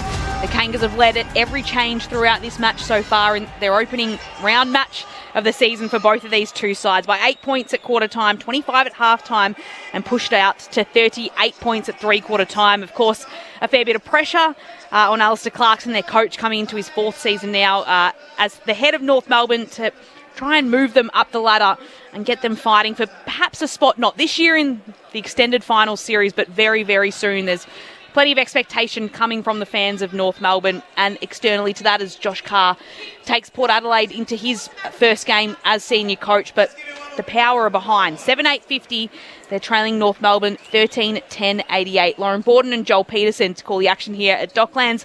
Lexia Pesher is on the boundary. Nathan Burke and Chad Wingard, your experts on ABC Sport. At the conclusion of this match, we will wrap up and get an interview and have a little bit of a wrap-up of the match, and then we'll send you to Melbourne and St Kilda to find out what's happening at the MCG. That game about to get underway in a couple of minutes' time. If you would like to listen to it, it is on ABC Listen. Just click on the AFL button. But here at Docklands, North Melbourne ahead by 38 points. And I guess the question here for North Melbourne, and we've seen it a few times before, is whether they can hang on to it and hold on in this last quarter. This is the ground if you want to have a comeback. There's no wind, no elements that you have to deal with. You've just got to get your hands on the footy first. At the moment, the clearances, they're getting smashed 32-19, and it's not just the numbers as well, it's the ease and cleanliness that North Melbourne are getting out of there. They're going to need a lift from their leaders. Rosie had 6 possessions that quarter. Butters 1, Willandrew 0. And they've got 9 score involvements between them. Sheasel and LVU have 14 just between those two players alone. So I'll be looking firmly at my leaders saying, hey, you guys need to lift, set the example here. And the other guys, they can't do it, just 3 of them, you need to jump on their coattails and lift as well. So where do you start? Where do you start in actually scoring high? You start defensively. You need to absolutely raise your defensive attitude and your defensive game because you need the ball back. So you're not going to have the ball for the whole quarter. You need the ball back and trust that your forward system will be able to get you goals, but you need the ball in your hands at least 58, 60% of this quarter if you're going to actually win this game. And the way to do that is to defend, win clearances and play the ball in your half, get the ball forward as quickly as you possibly can. North Melbourne, you know, how much time have they spent hanging on to a lead in the last quarter? Clarko would have a list of all the things he needs to teach this team, and you break it up into percentages. You know, 80% is how to defend, 10% is how to attack, 5% is what do we do when we're 5 goals up at 3/4 time. It's how well has he done that and how well have the players learned it. But at the moment, it's North Melbourne looking very, very impressive, Jed. Yeah, couldn't agree more. And like I said, Port Adelaide really need to fake it till they make it. They need to bring the energy because last quarter they looked defeated. They need to bring that. They need to fake it. They need to get some momentum with us defensively or offensively. They need to believe in themselves. We'll find out if Port Adelaide's got anything left in store as North Melbourne hold on to their 38-point lead at the start of the final term. It's a Butters clearance, hand pass across to Drew. Both of those midfielders getting involved as the kick comes inside 50. And that's a direct turnover. Charlie Comben back there for North Melbourne. Intercepts the footy, takes the mark. Chips it across to Davies Uniacke, who moves it across to Myers on debut. His kick comes off the side of his boot. He was looking for O'Sullivan. Goes onto the ground, O'Sullivan, though, and does well to pick it up. Hand passes it away. It's stolen by Burgoyne. Hand pass to Berry. Hand pass to Aaliyah, and it's Port Adelaide that move forward all the way to centre half forward where Durden takes the mark. Getting involved in the match. It's a low kick to the top of the goal square. Hits the turf. And that's Dersmer who'll go in after it and take the footy, but there has been a free kick. And it's going the way of North Melbourne. It's your man, Tom Myers. My man? I don't know. He's someone's man, that's for sure. There's a good story. Picked up only a couple of weeks ago in the supplementary period for North Melbourne, and he was certainly very busy early. He's faded out of the game a little bit. 16 disposals as he kicks outside the defensive 50. Can't find a target on the end of it, so we'll have a stoppage at half forward for North, or for Port Adelaide, I should say. Byzantini reaches up over the top of Sherry, and then Sherry makes Willem Drew feel the full force of himself. Parker inside the defensive 50. Little U-turn. Handball defensively to Davies Uniacke. Kicks up the line. Aaliyah coming in imperiously over the top. Might have thrown it up to Burgoyne. Umpire said it was okay. Evans short to Rosie. Front point of the square. Sizing things up. Lofts the kick to the goal square. Georgiades is there. He might shepherd it through. It goes into reverse on the goal line. And it didn't get there. Connor Rosie's kick landed 25 centimetres away, and it bounced straight in the air, and Logue was able to walk it across for a rush score. Makes the gap 37 the way of the Roos. It was a good effort as North Melbourne get the footy out to half back where the ball will stop. Sherry does some of the tackling. Burgoyne's in there as well, and the umpire will come and toss it up. We've seen that a couple of times at that end this year. They actually relayed this turf rather recently after the Ed Sheeran concert in the cricket season, so whether there's some kind of divot action going on at that end of the ground. There's something a little bit funny at this ground as it's Burgoyne with the footy. He gets taken by Sheasel. Taken high, or is it holding the is taken high? So Jace Burgoyne will win the free kick for Port Adelaide. They've got to go early in this term if they do want to stage a comeback.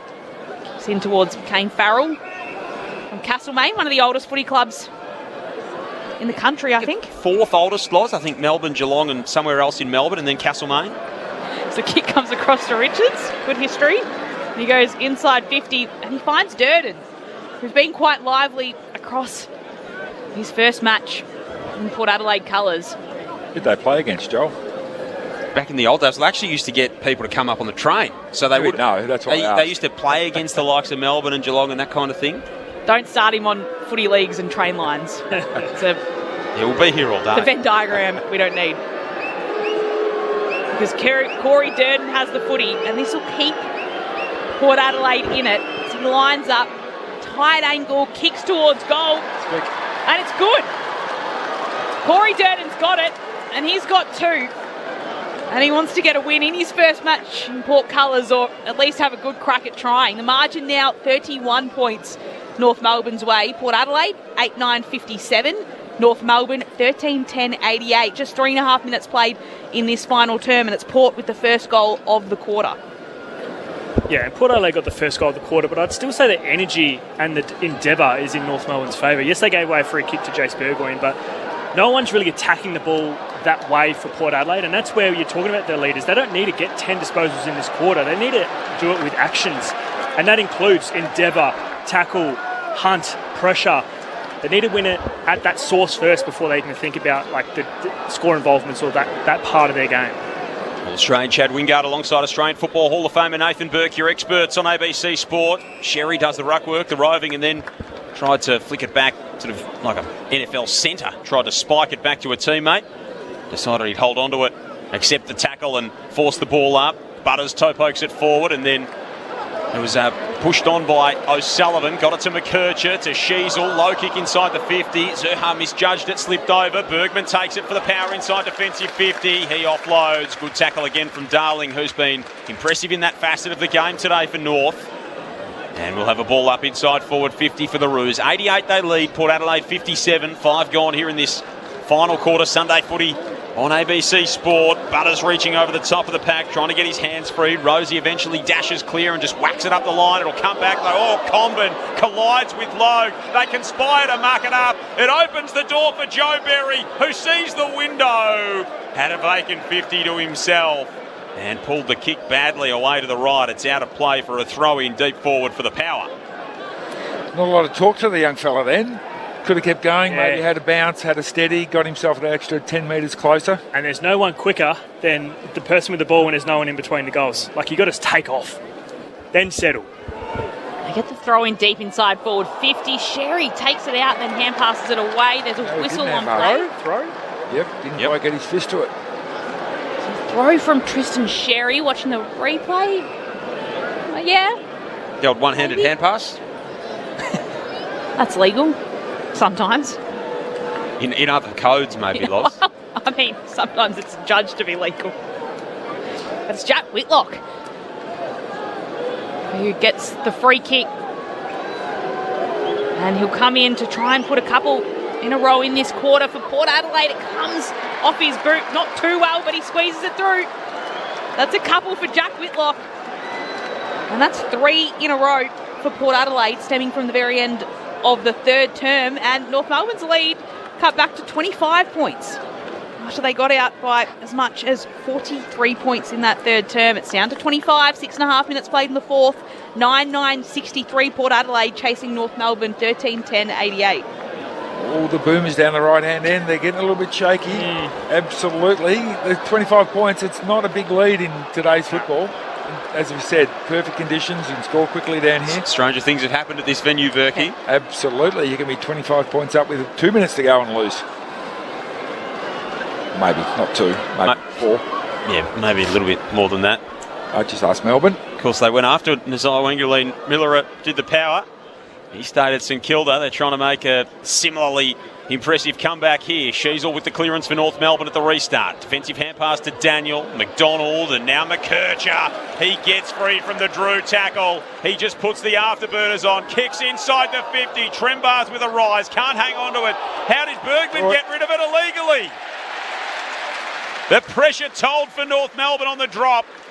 And Cam Zerha wins the opportunity to go back from 35 metres out, slight angle and kick for his 4th. Hasn't been sighted a lot today. Started off like a house on fire where you get 2 in the first. 1 since then. Hasn't had a lot of possessions, but what he gives you is he gives you that second effort. Flies in the air, hits the ground, lays a tackle. Cam Zerha comes in, puts his right foot through it and hits the right-hand post. And as Lex told us earlier, they haven't had a lot of success against Port Adelaide in recent times, North Melbourne. Zerha is emblematic of that. He's 1-9 against Port Adelaide in his career. It is North who lead by 26 points. A giant kick in from Todd Marshall is a turnover. Jai Simpkin sits under it, marks, chips towards Darling, who's standing all alone, Slogue rather. just next to the boundary line, left half forward. Takes his time before popping it up to the top of the goal square. Lear had front position. Vizentini was in there too. Two hands to it, dropped it. Wow. In comes Curtis, weaves left, weaves right, and weaves through the goal. It might have taken him a few attempts today in his first match back, but Paul Curtis finally puts through a major for North Melbourne. It's just a little steadier in this last quarter as well. North ahead by 32 points, 14-11-95. Port Adelaide 9-9-63. 9 minutes gone in this fourth term, and just a little more breathing space for the Kangas. I'll tell you what, there was about 10 spectators on the field.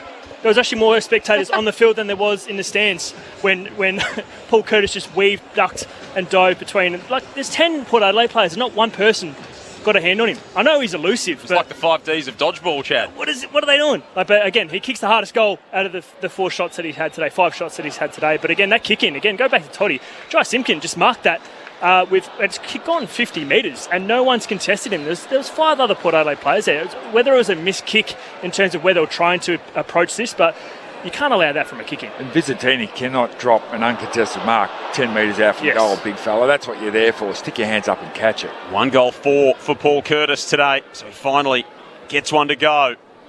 Butters from the middle after winning the free kick. Bashes it inside the forward 50. Charlie Comben just ricochets it back the other way. It was a 40-metre punch like a volleyball spike. Straight to Sherry.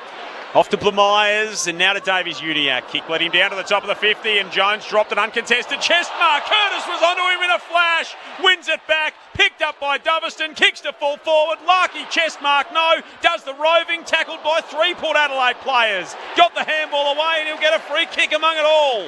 Oh, what's the free kick for? Was it a sling? Did he fall backwards? Yeah, he was absolutely mobbed. We'll get another look at the replay. Radigalea, Evans, Marshall might have come in high.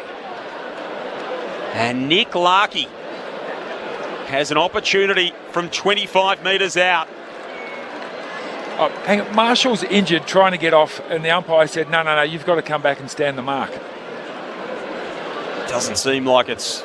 He was limping off, and she said, no, you've got to come back and stand the mark, so he had to limp back onto the mark. North by 32 as their new captain steps up to the plate, drives one through, and he might be driving them toward a first up win in this new season. Larky's got 4 in his first assignment with the armband. And North Melbourne lead by 38, 15-11, 101.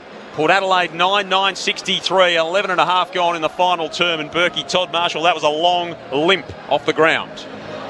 Yeah, geez, it looks like almost like a syndesmosis, like his ankle's turned the opposite way if you think about how you normally roll your ankle. So hopefully it's just a little rolled ankle, we can strap that back up and get back on there. But again, he's had so many injury concerns in his career. Like just come back from the Achilles. Exactly, of course, right. He's had a lot of concussion problems as well. But the good sign is that he was able to somewhat jog off. So if you've done something really serious, you wouldn't be able to do that. We'll get an update from Lex Pesher in just a moment as Drew's all wrapped up from the ball up, and we can head down to Lex now. He's come off holding the top of his ankle. He's now taking his shoe off in the hands of trainers. He doesn't look like he's in too much pain now that he's sat down, though, so hopefully that's a good sign. Did look awkward, like you said, Chad, as he's resumed in the middle. And it's a little chip kick out from Doverston, who puts it out wide. Across to Simpkin, takes it, and hand passes it away to Blamires, who has it, kicks it down, and it's back to Doverston. It's the 2 players in their first time in North colours and their first time playing in the AFL share the footy with each other. Doverston has it on the wing. Loads up on the kick and put it to the pack forming. Lear at the front. Trembath falls into his arms and he marks. Trembath stood there and kind of fell into his lap. And now he'll kick from almost directly in front. Breathe a sigh of relief now, Kangas fans. I think you've got it. Not going to lose it from here. Jai Simpkin's been interesting. He hasn't had a centre bounce. He's spent the whole game on the wing. Hasn't gone half back, half forward, anything. Just played purely and simply on the wing. And if you can have a player of his experience just camped in that spot for the whole year, that's a bonus. Cooper Trembath is just in his 5th game of footy. No problems with that. 2 for Cooper. And like Berkey said, they surely can't lose it from here, the Kangas. ahead by 44 points after 13 and a half minutes in the fourth term. North 16-11, 107. Port Adelaide 9-9, 63. Yeah, and you spoke about Josh Sinkran. I think that was part of the reason why he was potentially looking elsewhere to get opportunity to play back to his strengths, which is on ball, because he was playing that half-forward role a lot last year. And as you just mentioned then, he's being asked to play like a selfless role. But as has a lot of the North Melbourne players. You think about Luke Parker, who's a bona fide superstar on ball, and he's played a tall defender at some stages today. But again, I want to go back to Port Adelaide's defenders. Again, they're just spraying each other, having a go at each other. Whose time was it to spoil? Whose was to block? Something to look at, again, throughout the year, how they work together. 44-point lead now to North, and they'll get another clearance here. Davies Uniacke chasing after it. He was pushed off the footy in the end. We're doing some good tough stuff. It goes into a pack on the outer side of the ground. Butters got the arms free. Bergman tackled by Constanti. Umpire comes in and locks it up. Matt Nichols, Tom Bryce, Joel Clamp and Eleni T. The four umpires out there this afternoon. Sherry and Vizentini go in ruck again. Free kick going to the North Melbourne big man. Equal best and fairest last year with Harry Sheasel. Tristan Sherry. He's at right half forward. And he set things up here with the kick. Larky's in the pocket. Ducks back to the top of the goal square. It's a shallow entry. Curtis came rising over the top. Trembath, great bit of roving. Oh, handed it off. Willem Drew lays a crunching tackle. He wins the free kick. Constanti turned into trouble, had nowhere to go. Drew wins it back for the power. He's called to immediately play on. Offloads it to Logan Evans inside the defensive 50. Let's go downstairs to Lex. Just an update on Todd Marshall. He's sitting at the front of the bench, still getting work. He's got ice on his ankle. He's getting a lot of work on the front of his foot. Thanks, Lex, as North Melbourne win it back on the wing. Stevens with the footy. Just moves it forward towards Doverston. He holds on to it, a little unsure of where to go, whether he wants to retreat backwards and instead decides to be positive and go forward into the forward 50. Trembath had front position, brought it down to ground. It's a handy push off from Dersma, but it's picked up by Evans of Port Adelaide. Just kicks the footy away. He didn't like the kick when he put it out there, and Comben in the end was at the drop, picks it up, hand passes it away. He's got Myers there, who gets tackled the moment he gets the footy by Burgoyne. Umpire calls play on. Drew goes after it, and the ball will just bobble its way over the boundary line for a throw-in. Jason Horne-Francis sitting the deepest forward for Port Adelaide. Probably the worst game he's ever played. Jimmy, he's had 3 possessions in this second half, 7 in the first. He looks well and truly underdone after coming into the season after an interrupted pre-season. On the stoppage, Byrne-Jones punches it forward. Taken by Myers. Simpkin tackled by Drew. That's good tough stuff from the boy from Koroit, who wins the free kick back for Port Adelaide. Just defensive side of the wing. Chips it infield to Byrne-Jones, who kicked the first goal of the game. Got the power on the board early. They led by 11 points in that opening term. Port Adelaide North then kicked the last 3 of the opening term and have not looked back. Rosie chips it toward half forward. Davies Uniacke's down a little bit sore. It's going to be a free kick to Jace Burgoyne here at right half forward. Offloads to Butters, who comes cruising past, carves the kick back into the centre. It was weighted nicely for Byrne-Jones, couldn't hang on to it. Powell inside defensive 50 for North Melbourne. Handball around the corner looking for McDonald or Watkins, and both see it across for a throw-in. Right forward pocket. Port Adelaide into attack. They trail 9-9-63 to North Melbourne. 16-11-107. 17 gone in the fourth quarter. St Kilda ahead of Melbourne by just 3 points, 22 minutes into the first quarter. The MCG, that's where we'll be headed next after the conclusion of this game. As Parker's wrapped up in a tackle, and it'll be another ball up inside forward 50. Boomer Harvey end of Docklands for this season whenever North Melbourne plays here. Sherry takes the footy and gets taken to the ground by Bergman, and will be another stoppage.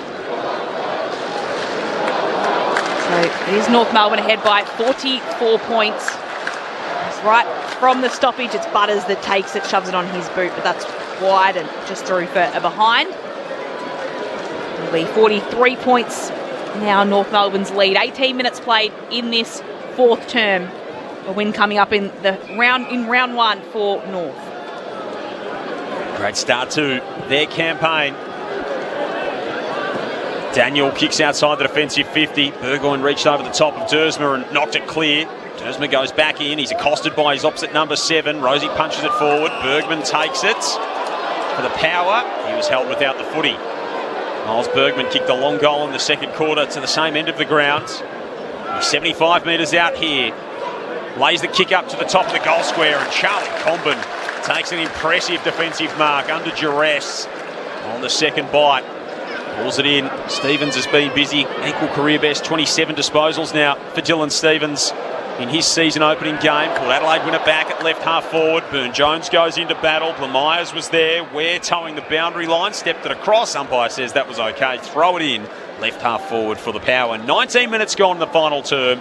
It is the Roos by 43 on ABC Sport. Charlie Comben's confidence has gone up quarter by quarter by quarter. You can just, the way he's running off, the way he's going for his contested marks, that goal did him wonders. Parker takes the footy, hand passes it back to Sherry, who again, his hand pass misses his hand. He has to kind of go back and gather it, and then it's spilled over the boundary line, and it'll be another throw in. Lauren Borden, Joel Peterson calling the footy today. Alexia Pesce on the boundary. Nathan Burke and Chad Wingard, your experts on ABC Sport.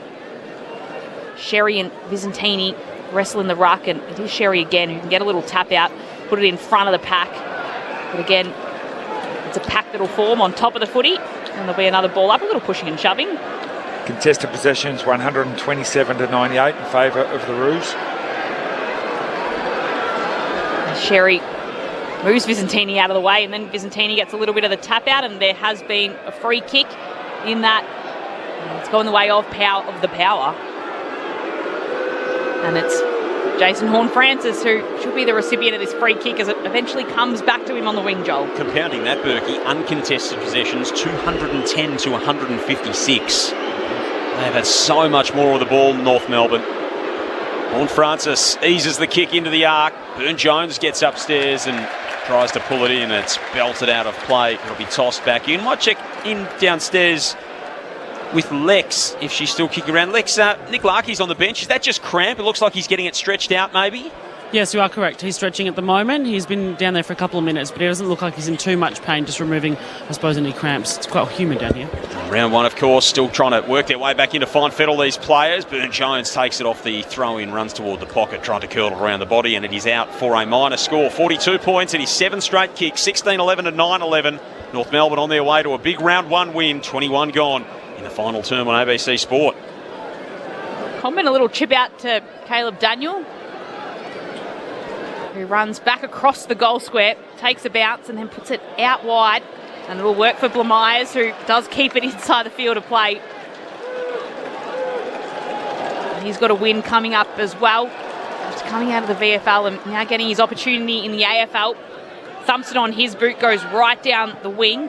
And Jones is in front position with Simpkin. They see it over the boundary for a throw-in. Oh, and there wouldn't be many players in recent times for North Melbourne, Loz, who will have won on debut. No. So he and Lockie Doverston, I mean, to be, Ben Mackay was at one stage like 2-20 or something early in his career with the Roos, so that'll be quite the statistical oddity for a young kangaroo. Hopefully they put some time into learning the song, so they have it all ready for round one as it's tossed in. There's Powell who grabs it, hand passes it across to Shees or kicks it to Cooper Trembath. A good passage of play now, and Trembath can just move it on with a little chip kick into the pocket to find Cam Zerha.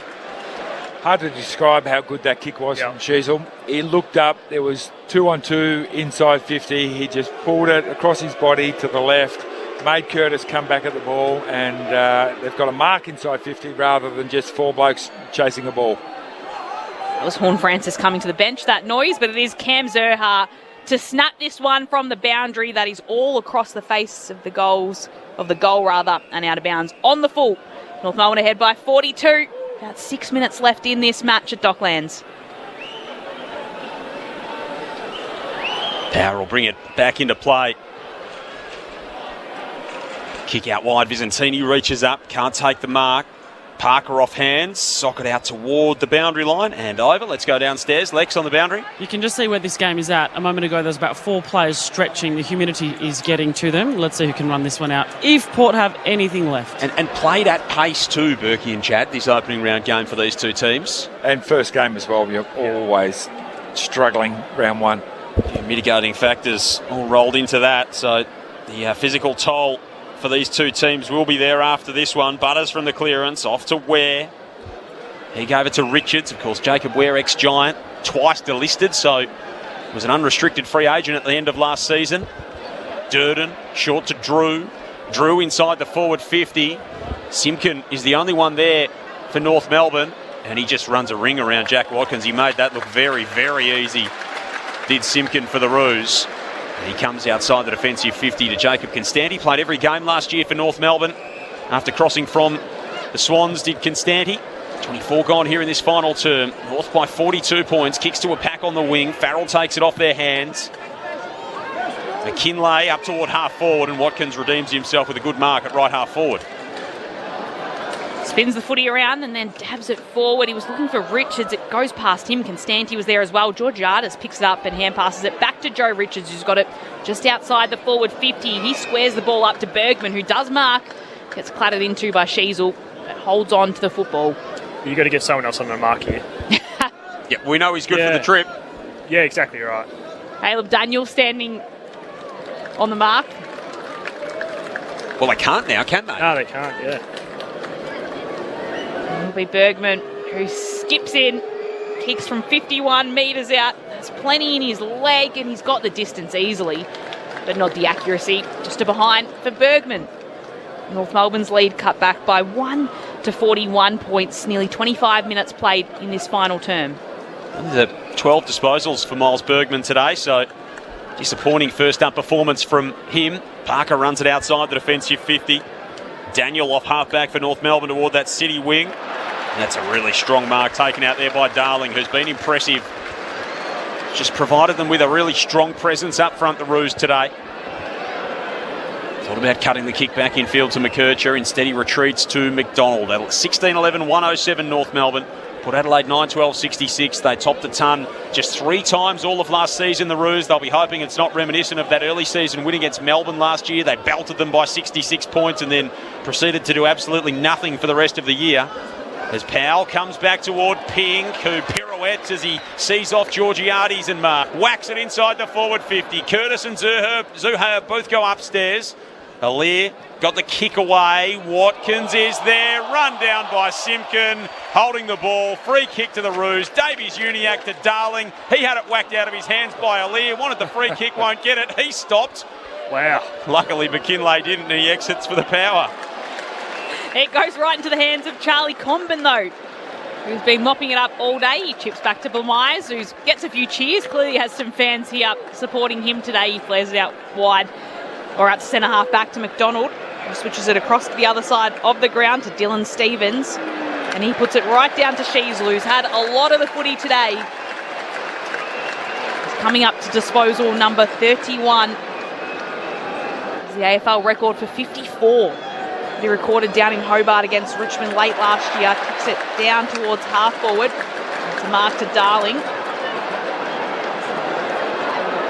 60 metres out from goal for the Kangas. If they can get another one late, pops it inside forward 50. Trembath, couple of hands. Didn't take the mark. Gets the free kick. Or perhaps was paid the mark in the end. 6 and 2 threes in the end for Cooper Trembath. They just showed up on the screen as well. The leading tackles in the game today. Tristan Sherry has 10. He has the most tackles of any player on the ground.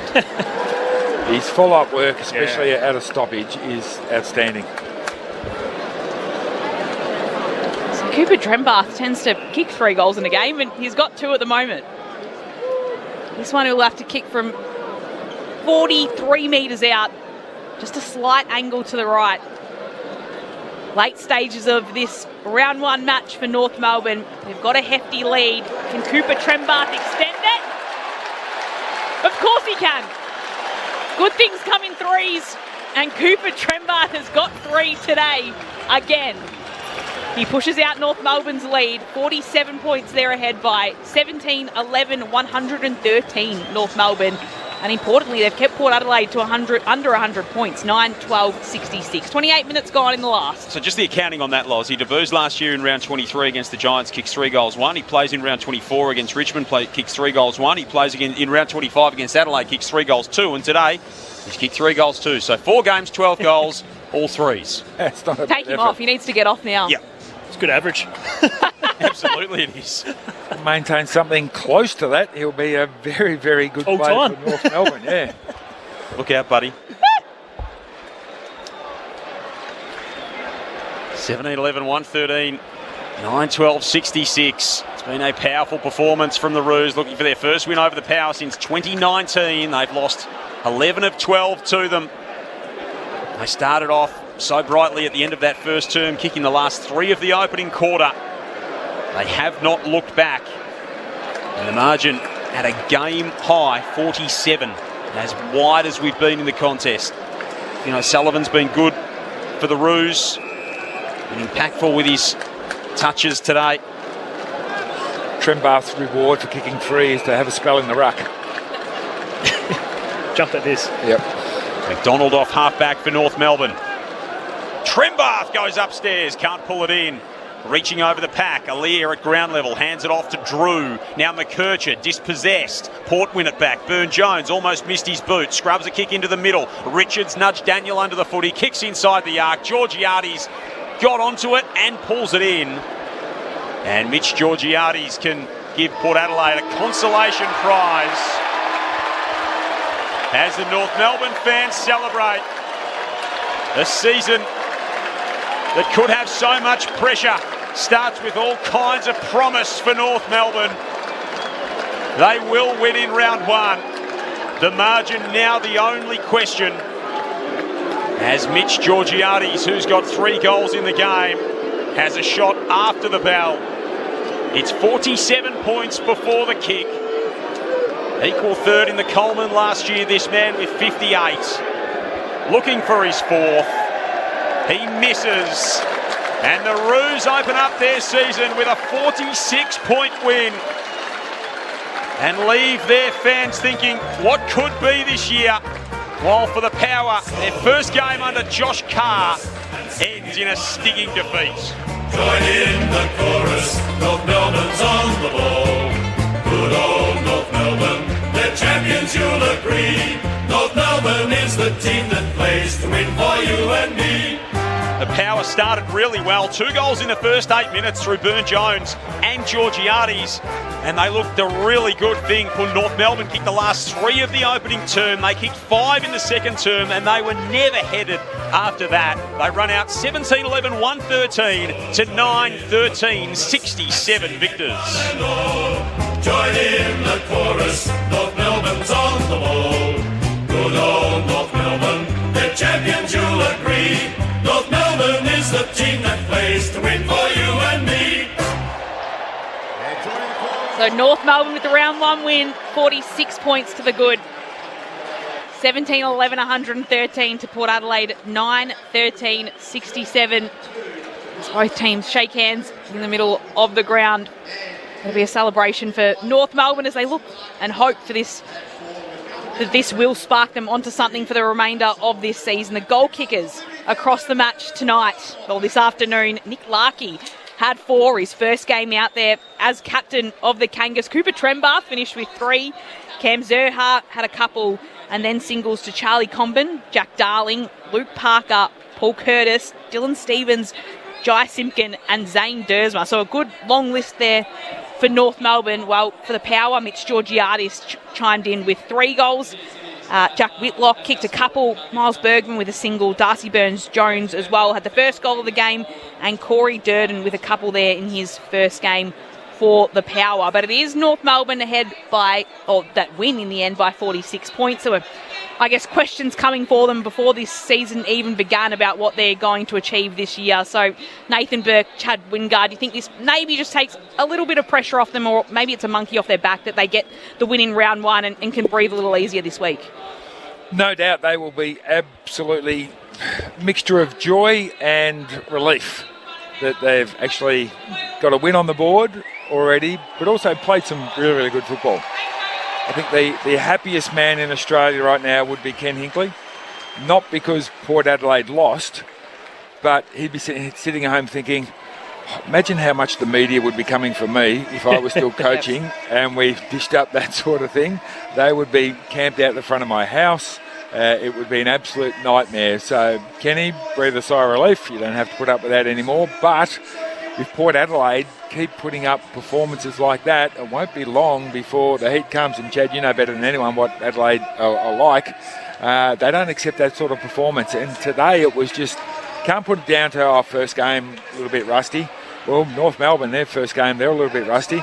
Just the intensity, the effort, the overlap run. I can hardly remember a chain of handballs where you got the midfielders all surging through together because we're all running together. It was basically, well, you go, you try and do something with it, and hopefully we got something come good at the end. So Port Adelaide, a lot to work on. That was a lacklustre performance. But North Melbourne, really, really good signs. They maintained possession early. It was a little bit boring footy. They sort of went away from that. Probably realised at quarter time they were overdoing that a little bit. They had some advantage up the front with their medium-sized forwards. So let's get the ball down there as quickly as we can. Get a good spread of goal kickers. Larky kicked 4, the other guys kicking 3. We even had Luke Parker drifting down from the back line, kicking 1, and Charlie Comben from the back line coming down, kicking 1. So they had a really good even spread. Their backs won, their mids won, and their forwards won. And as a coach, that's what you really love. Yeah, I couldn't agree more. It was a pretty dominant display, and North Melbourne fans, I think you should be excited, but I think, again, it's round 1. Teams are going to scout how you're going to move the ball. I think they caught Port Adelaide off guard in terms of their ball movement. They went through the corridor. They had a lot of their kicks offline, which Port Adelaide just weren't able to adjust to. Like, you think about Alia and the guys down there, Toddy Marshall, they weren't impacting in the air aerially at all. Because of the way they moved the ball, again, when teams come and scout them, that's where I want to see how they're going to adjust. Are they going to be able to adjust like they did in this game where they went for a kick mark, they tried to pick him apart, went to the far side. They showed a lot of different methods of movement today, which is what I was actually pretty keen to see how North Melbourne went from just their ball movement. Is it going to be down the line? Is it going, which they didn't do a lot of, but they showed that they can in this last quarter when they tried to close the game down. They actually had Sherry down the line and actually can go to that mode of play as well. So I think all facets of the game, I think, like you just said, Berkey, they won this. Again, it's round 1. If you Port Adelaide, I think they've got a little bit of work on. But again, what you got to hold this team accountable to is their endeavour, is their intensity, and is their want to be out there. You can't give up at halfway through the third quarter and just everyone's got their heads down. That they're not that young of a team to be able to do that. They've been to the top more recently than most clubs, that they should know better to not just give up and have that, especially from their leaders. Like, if you're not having your day, you've got to make sure, you, like I said, fake it till you make it and bring that intensity because you can get momentum pretty quickly. Looking at leaders, like you mentioned there, but more on the North Melbourne side of things, I was probably impressed by your Luke Parkers today, Caleb Daniel as well, who had a good first half, and even Darling in the forward line, he had some good pressure acts. So they're 3 that, they came into the side, they were there for experience, but you do think how much they're going to provide for a side like North Melbourne going forward. Are they the future? But probably what they showed today is what they need to do and what they're kind of in the side to be there for Alistair Clarkson 4 on the field. Exactly, Loz. If they were the 3 best players on the field and they're relying them to be the 3 best players on the field, well, then they haven't advanced at all.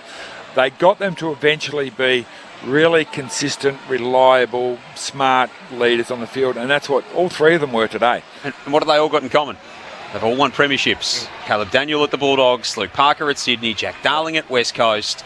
And they won't be part of the next North Melbourne premiership team, but they can model the examples that will get those young players there. Luke Parker had 24 possessions. He went at 100% efficiency, 4 score involvements, and kicked a goal. Sitting on people's heads. Yep. Yeah. Darling Bouncing of youth. Yeah, Darling did what he needed to do. Caleb Daniel, another one, 23 possessions. He went at 88% efficiency, and 6 score involvement. So those guys going at close to 90% between the 2 of them, coming off the back line with 47 possessions, that just sets the game up from that half back line. And we know in modern football, that's where you set up a lot of your scoring efforts. And so those 2 guys patrolling along there, and they weren't outmarked, they didn't get goals kicked against them, they defended first. Really, really smart effort by Clarko and sort of playing them in those positions as well. Because who would have thought Luke Parker, he's quite a handy forward. He knows what he's doing up in the forward line, but to make that transition to get him there, well, whoever came up with that in the selection box at the start of pre-season, big tick for you. Dylan Stevens as well was quite solid. He's probably not someone you often see up there in the best for North Melbourne, but had a good game out there at Docklands today. I reckon he's been pretty maligned, to be honest, among North Melbourne fans, Loz. But, again, career best for him today in terms of disposals. So 29 goes past 27. Kicked a brilliant goal early in the piece as well. And just provided a bit of run and dare, and he was tackling and doing all those things you wouldn't necessarily associate with his game. So, an impressive first-up performance in the two first gamers. And the first gamer's skipper leads them off the ground. Lockie Doverston. The number one. He did some okay things. He sort of grew into it. He was quiet in the first half, but his last quarter was okay. He gets his win in his first game, like you said, Joel. It's a little bit rare for those in North Melbourne colours, but he has been likened to Nick Watson. He looks a bit like him, and I think we might see a little bit of flair from him. He might become one of those fan favourites for North Melbourne. It is the Kangaroos winners by 46 points as they head down into the rooms and down to you, Alexia Pesce. There's definitely a very happy team here in the rooms. Nick Larkey, probably the happiest of them all, clapping and cheering, and a couple of players have grabbed their kids as well to be a part of it. No doubt this is something they'll remember. This win to start the season. They haven't won the first game of the season since 2 seasons ago. So lots of Gatorade, being thrown around. And we'll get the song very shortly. But Evan Clark coming in front of me, the happiest man, big smile from ear to ear. Here we go.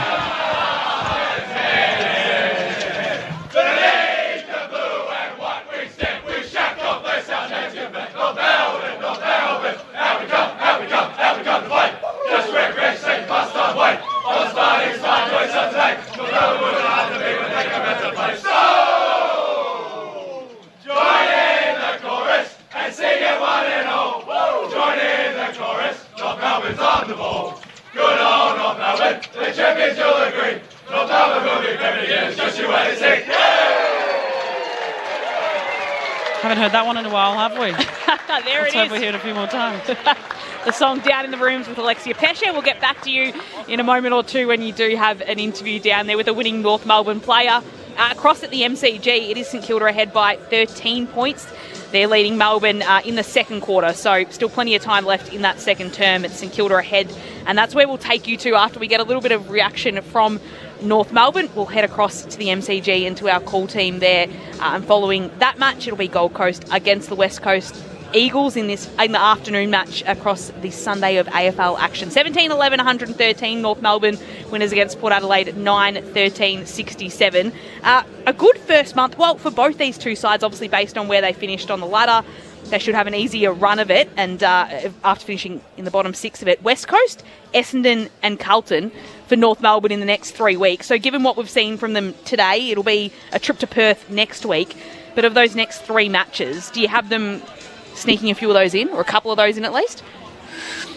Who's again? West Coast? West Coast in Perth. They'll Essendon here. They'll beat them.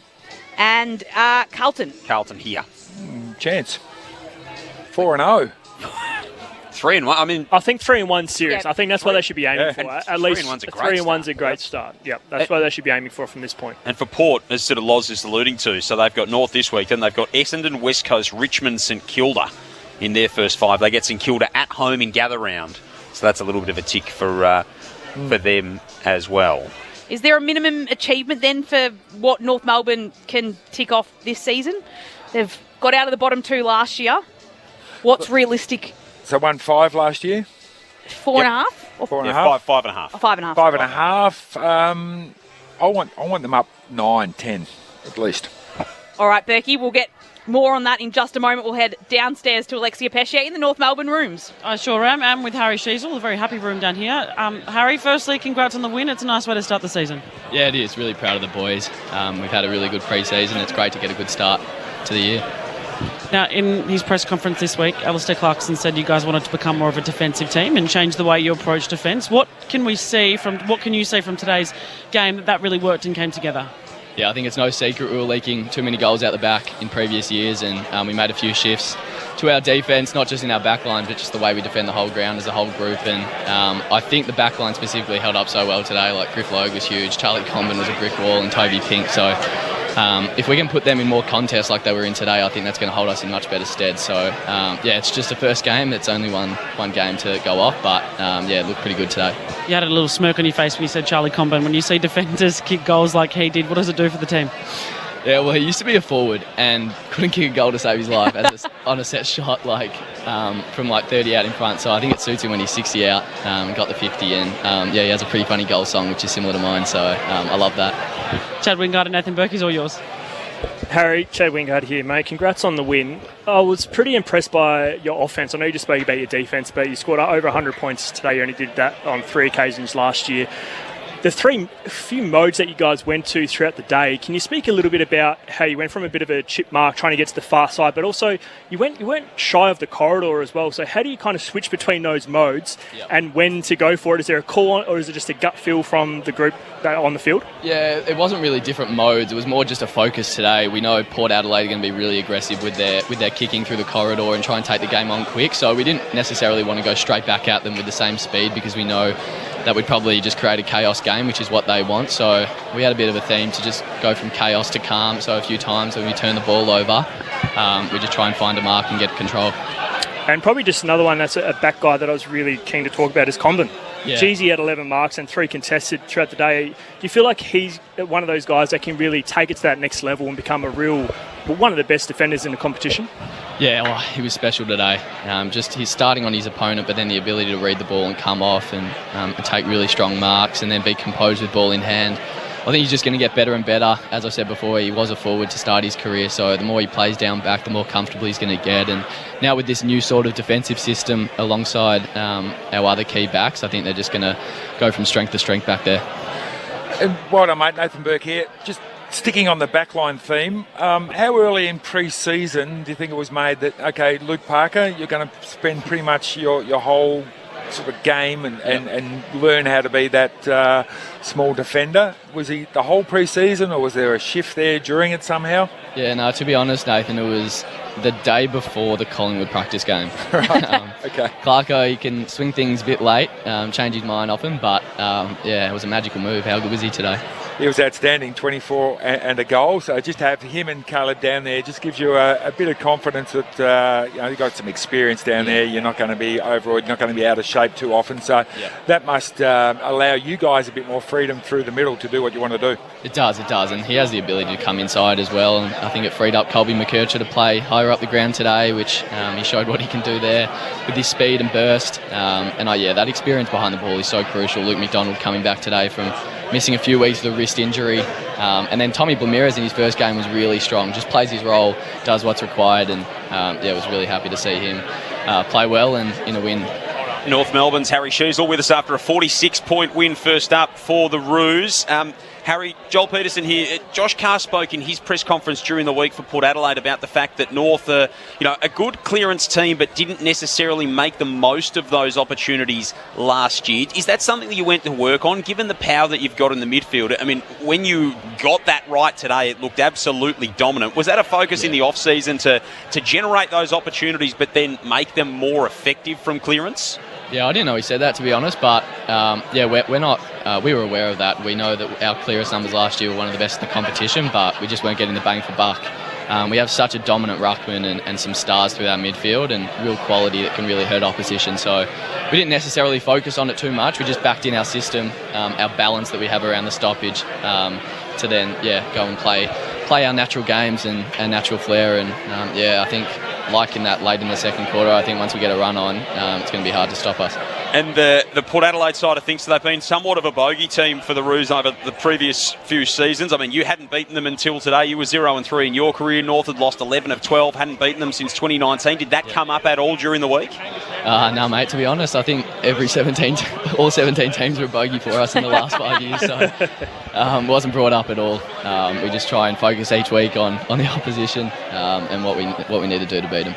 Harry, it's Lauren Borden here. You mentioned Tom Blamirez a couple of moments ago, but I just wanted to ask you about him. He comes across, he was working at Collingwood in the commercial department. I think he's still got all his paperwork on his desk. What was it like coming him in? Has he told you any stories about kind of how he's got to this position and he's given up his 9 to 5 to get here? Yeah, I actually know Tommy. I played a couple of games with him at Sandy Dragons a few years back. And was always just, an unbelievable person, so respectful. So he's come in, earned the respect from all the players in just a few weeks and the coaching staff. And like I said before, just nailed his role every time he stepped out on the field. So well deserved to get his opportunity today, and we backed him in and we knew we'd get it done. And just on, obviously, a leadership change across the off-season, Jai Simpkins steps down, Nick Larkey gets voted in, your vice-captain, of course. It looked pretty seamless out there on the field today. How does it feel now with a little bit of a leadership change? Yeah, Nick Larkey has been, incredible since stepping into the role.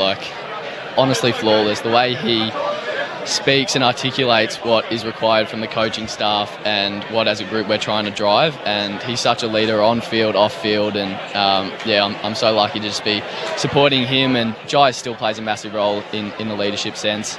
He's got so much experience and so many good relationships here, and he just wants to see us succeed. So he's not going to change the way he goes about it. And speaking more on the leadership group, we've got 4 guys who are new to it, with Charlie Comben, Cam Zerha, Luke Davies-Uniacke and Tristan Sherry, and there's no secret they're probably our most influential players on field. So as a leadership group, we just want to try and get our job done on the weekend, and I think we did that today. Well, thank you for your time, Harry. After the win, we appreciated it, and well done on getting a win in round 1. No worries, guys. Thank you. So there's Harry Sheasel, North Melbourne's vice-captain, their star midfielder with 31 touches today, speaking after the 46-point win. 21-year-old. He's got a very calm and mature head on his shoulders, doesn't he? Absolutely, and he plays like it too. Plays very, very mature for his age. So we'll get you to the MCG in just a moment. Before we head off, though, probably a word on Port Adelaide. And is that what Josh Carr was expecting to see out there, or do you think he'd be perhaps a little bit more disappointed with what was out there on the field? I think he'd be extremely disappointed. More than what he... Disappointed. Yep, absolutely. He'd be gutted by that. He'd be coming in saying, you know what, I've spent the whole pre-season with him. He's going to have a bit of a Josh Carr stamp on us. We're going to be hard and tough to beat, and they weren't today. Yeah, I agree. And if you watched a few of Port Adelaide games late in the season, especially down Geelong, it felt like they gave up. And, they obviously knew what was going to happen with the transition to a new head coach and a new system. But I was expecting a fight for their coach, because this is who you're playing for. You're playing for the captain and you're playing for your club, playing for your members. And they just didn't have that for round 1. I mean, it's not like it's the end of the season, end of an era where, you can easily just fall across the line. This was a statement. This is what we're going to stand for. This is the expectation. This club's been waiting for 6 months to see what they were going to deliver. And the fact that it's not wins and losses for me. It's the intent, like you've mentioned, Berkey. It's the intensity, it's the want, it's the endeavour. And Port Adelaide fans, I know them very well. They're going to get back on this flight, and I wouldn't be surprised if they're at the airport asking questions because, again, they get another week to respond, but I bet these boys should be hungry, and Kari should be spraying them now. And throughout the week, they need to, I suppose, get their act together very quickly because their fans are going to be there next week, and you've got to deliver in front of them. And it's a fan base that values those kind of things 100%. More than most. So that it's that goes back to that old working class values of Port Adelaide. It is it's a blue collar team, and it's not the way they want to see their club play. So Essendon and West Coast to come at Adelaide Oval in the next couple of weeks for Port Adelaide. But it is North Melbourne winners by 46 points. Time for the votes in the ABC Footballer of the Year award. Chad does that. Oh, I've got the votes. Okay, I'm thinking, if you're okay with this, I'm going to go with LDU for the 3 votes, as in best on. Yep. I feel like he was, sorry, that's how we're going to do it. We're going to do it. I like it. Sorry, 3 votes, like 3 Brownlow, so 3 votes to LDU. I know Harry Sheasel had a dominant display, but if you looked at LDU, like the eye test, he made some of these Port Adelaide players look like Oz kickers out there. He broke so many tackles. He went out of the front of stoppages. He actually powerhoused those 3 goals from the centre bounces. Like he was super impressive. I'm going to go with Harry Sheasel with 2 votes. I thought he was super impressive. He had 31 disposals, led the disposal count for the day. But my third best, I feel like this might not scare you or worry you, but I feel like Comben. I feel like Comben was super impressive. I mean, he had 11 marks back there and really held him. I mean, in that first half, they had 28 points, and their defense was really intact and they were really predictable when they were spoiling. And you spoke about spoils as well, that Port Adelaide didn't know when to spoil or go for mark. Comben didn't make any mistakes, when to mark, when to spoil, and he won his one-on-one battles. I mean, 18 disposals, 1 goal, 11 marks, and he actually had 6 score involvements for a full back. That's super impressive. So they're my 3 votes. Our 3 votes, Berkey. A forward recognising a defender. Wonders never cease. Because he kicked a goal. True. He did. And score involvements, I've given him that. So 3 votes to Luke Davies-Uniacke, 2 to Harry Sheasel and 1 to Charlie Comben as North Melbourne win their first match of the season by 46 points, 17-11-113 to Port Adelaide, 9-13-67. Chad Wingard, a big thank you to you in your first outing with ABC Sport for the year. Berkey, thanks for backing up a couple of times throughout. We've seen too much of each other throughout this weekend. Oh, thanks, Loz. Yeah, no worries. Have a break for a week. I was going to shout your dinner tonight, but... Thanks to you, Joel. Thanks. You got a clip for me on the way out as well, or just Bert? Had far too much of you too. I'm going to see Kari get less of a clip. We'll thank Alexia Peschier as well. She's still down in the room, so she doesn't get a clip. She won't hear it. To Leo Keefe, a big thank you at the back of the box, as well to Craig Davies down, pushing the buttons and keeping us on air from back in the into the studio. We're all heading to Melbourne and St Kilda at the MCG. It's currently the D's ahead by 6 points. They've broken ahead of St Kilda after the Saints were up. It's Melbourne 7-4-46 against St Kilda 6-4-40. Jacob Van Rooyen with 4 goals in the match so far. And Latrell Pickett's just produced a highlight reel as well. So jump onto the socials and watch that when you get a chance, as well as you take in that game at the G. Trelly. We'll see. Maybe that Melbourne forward line is firing under a brand new coach. The next voices that you will hear will be of your ABC Sport commentary team at the MCG. You'll be with Matt Clinch, Ben Cameron, Bob Murphy, Daniel Harford, and with Poppy Penny on the boundary. Quite hold on to that. Melbourne lead by 5 points, 18 minutes into the second. It's a warm day, 26 degrees, but sometimes the Saints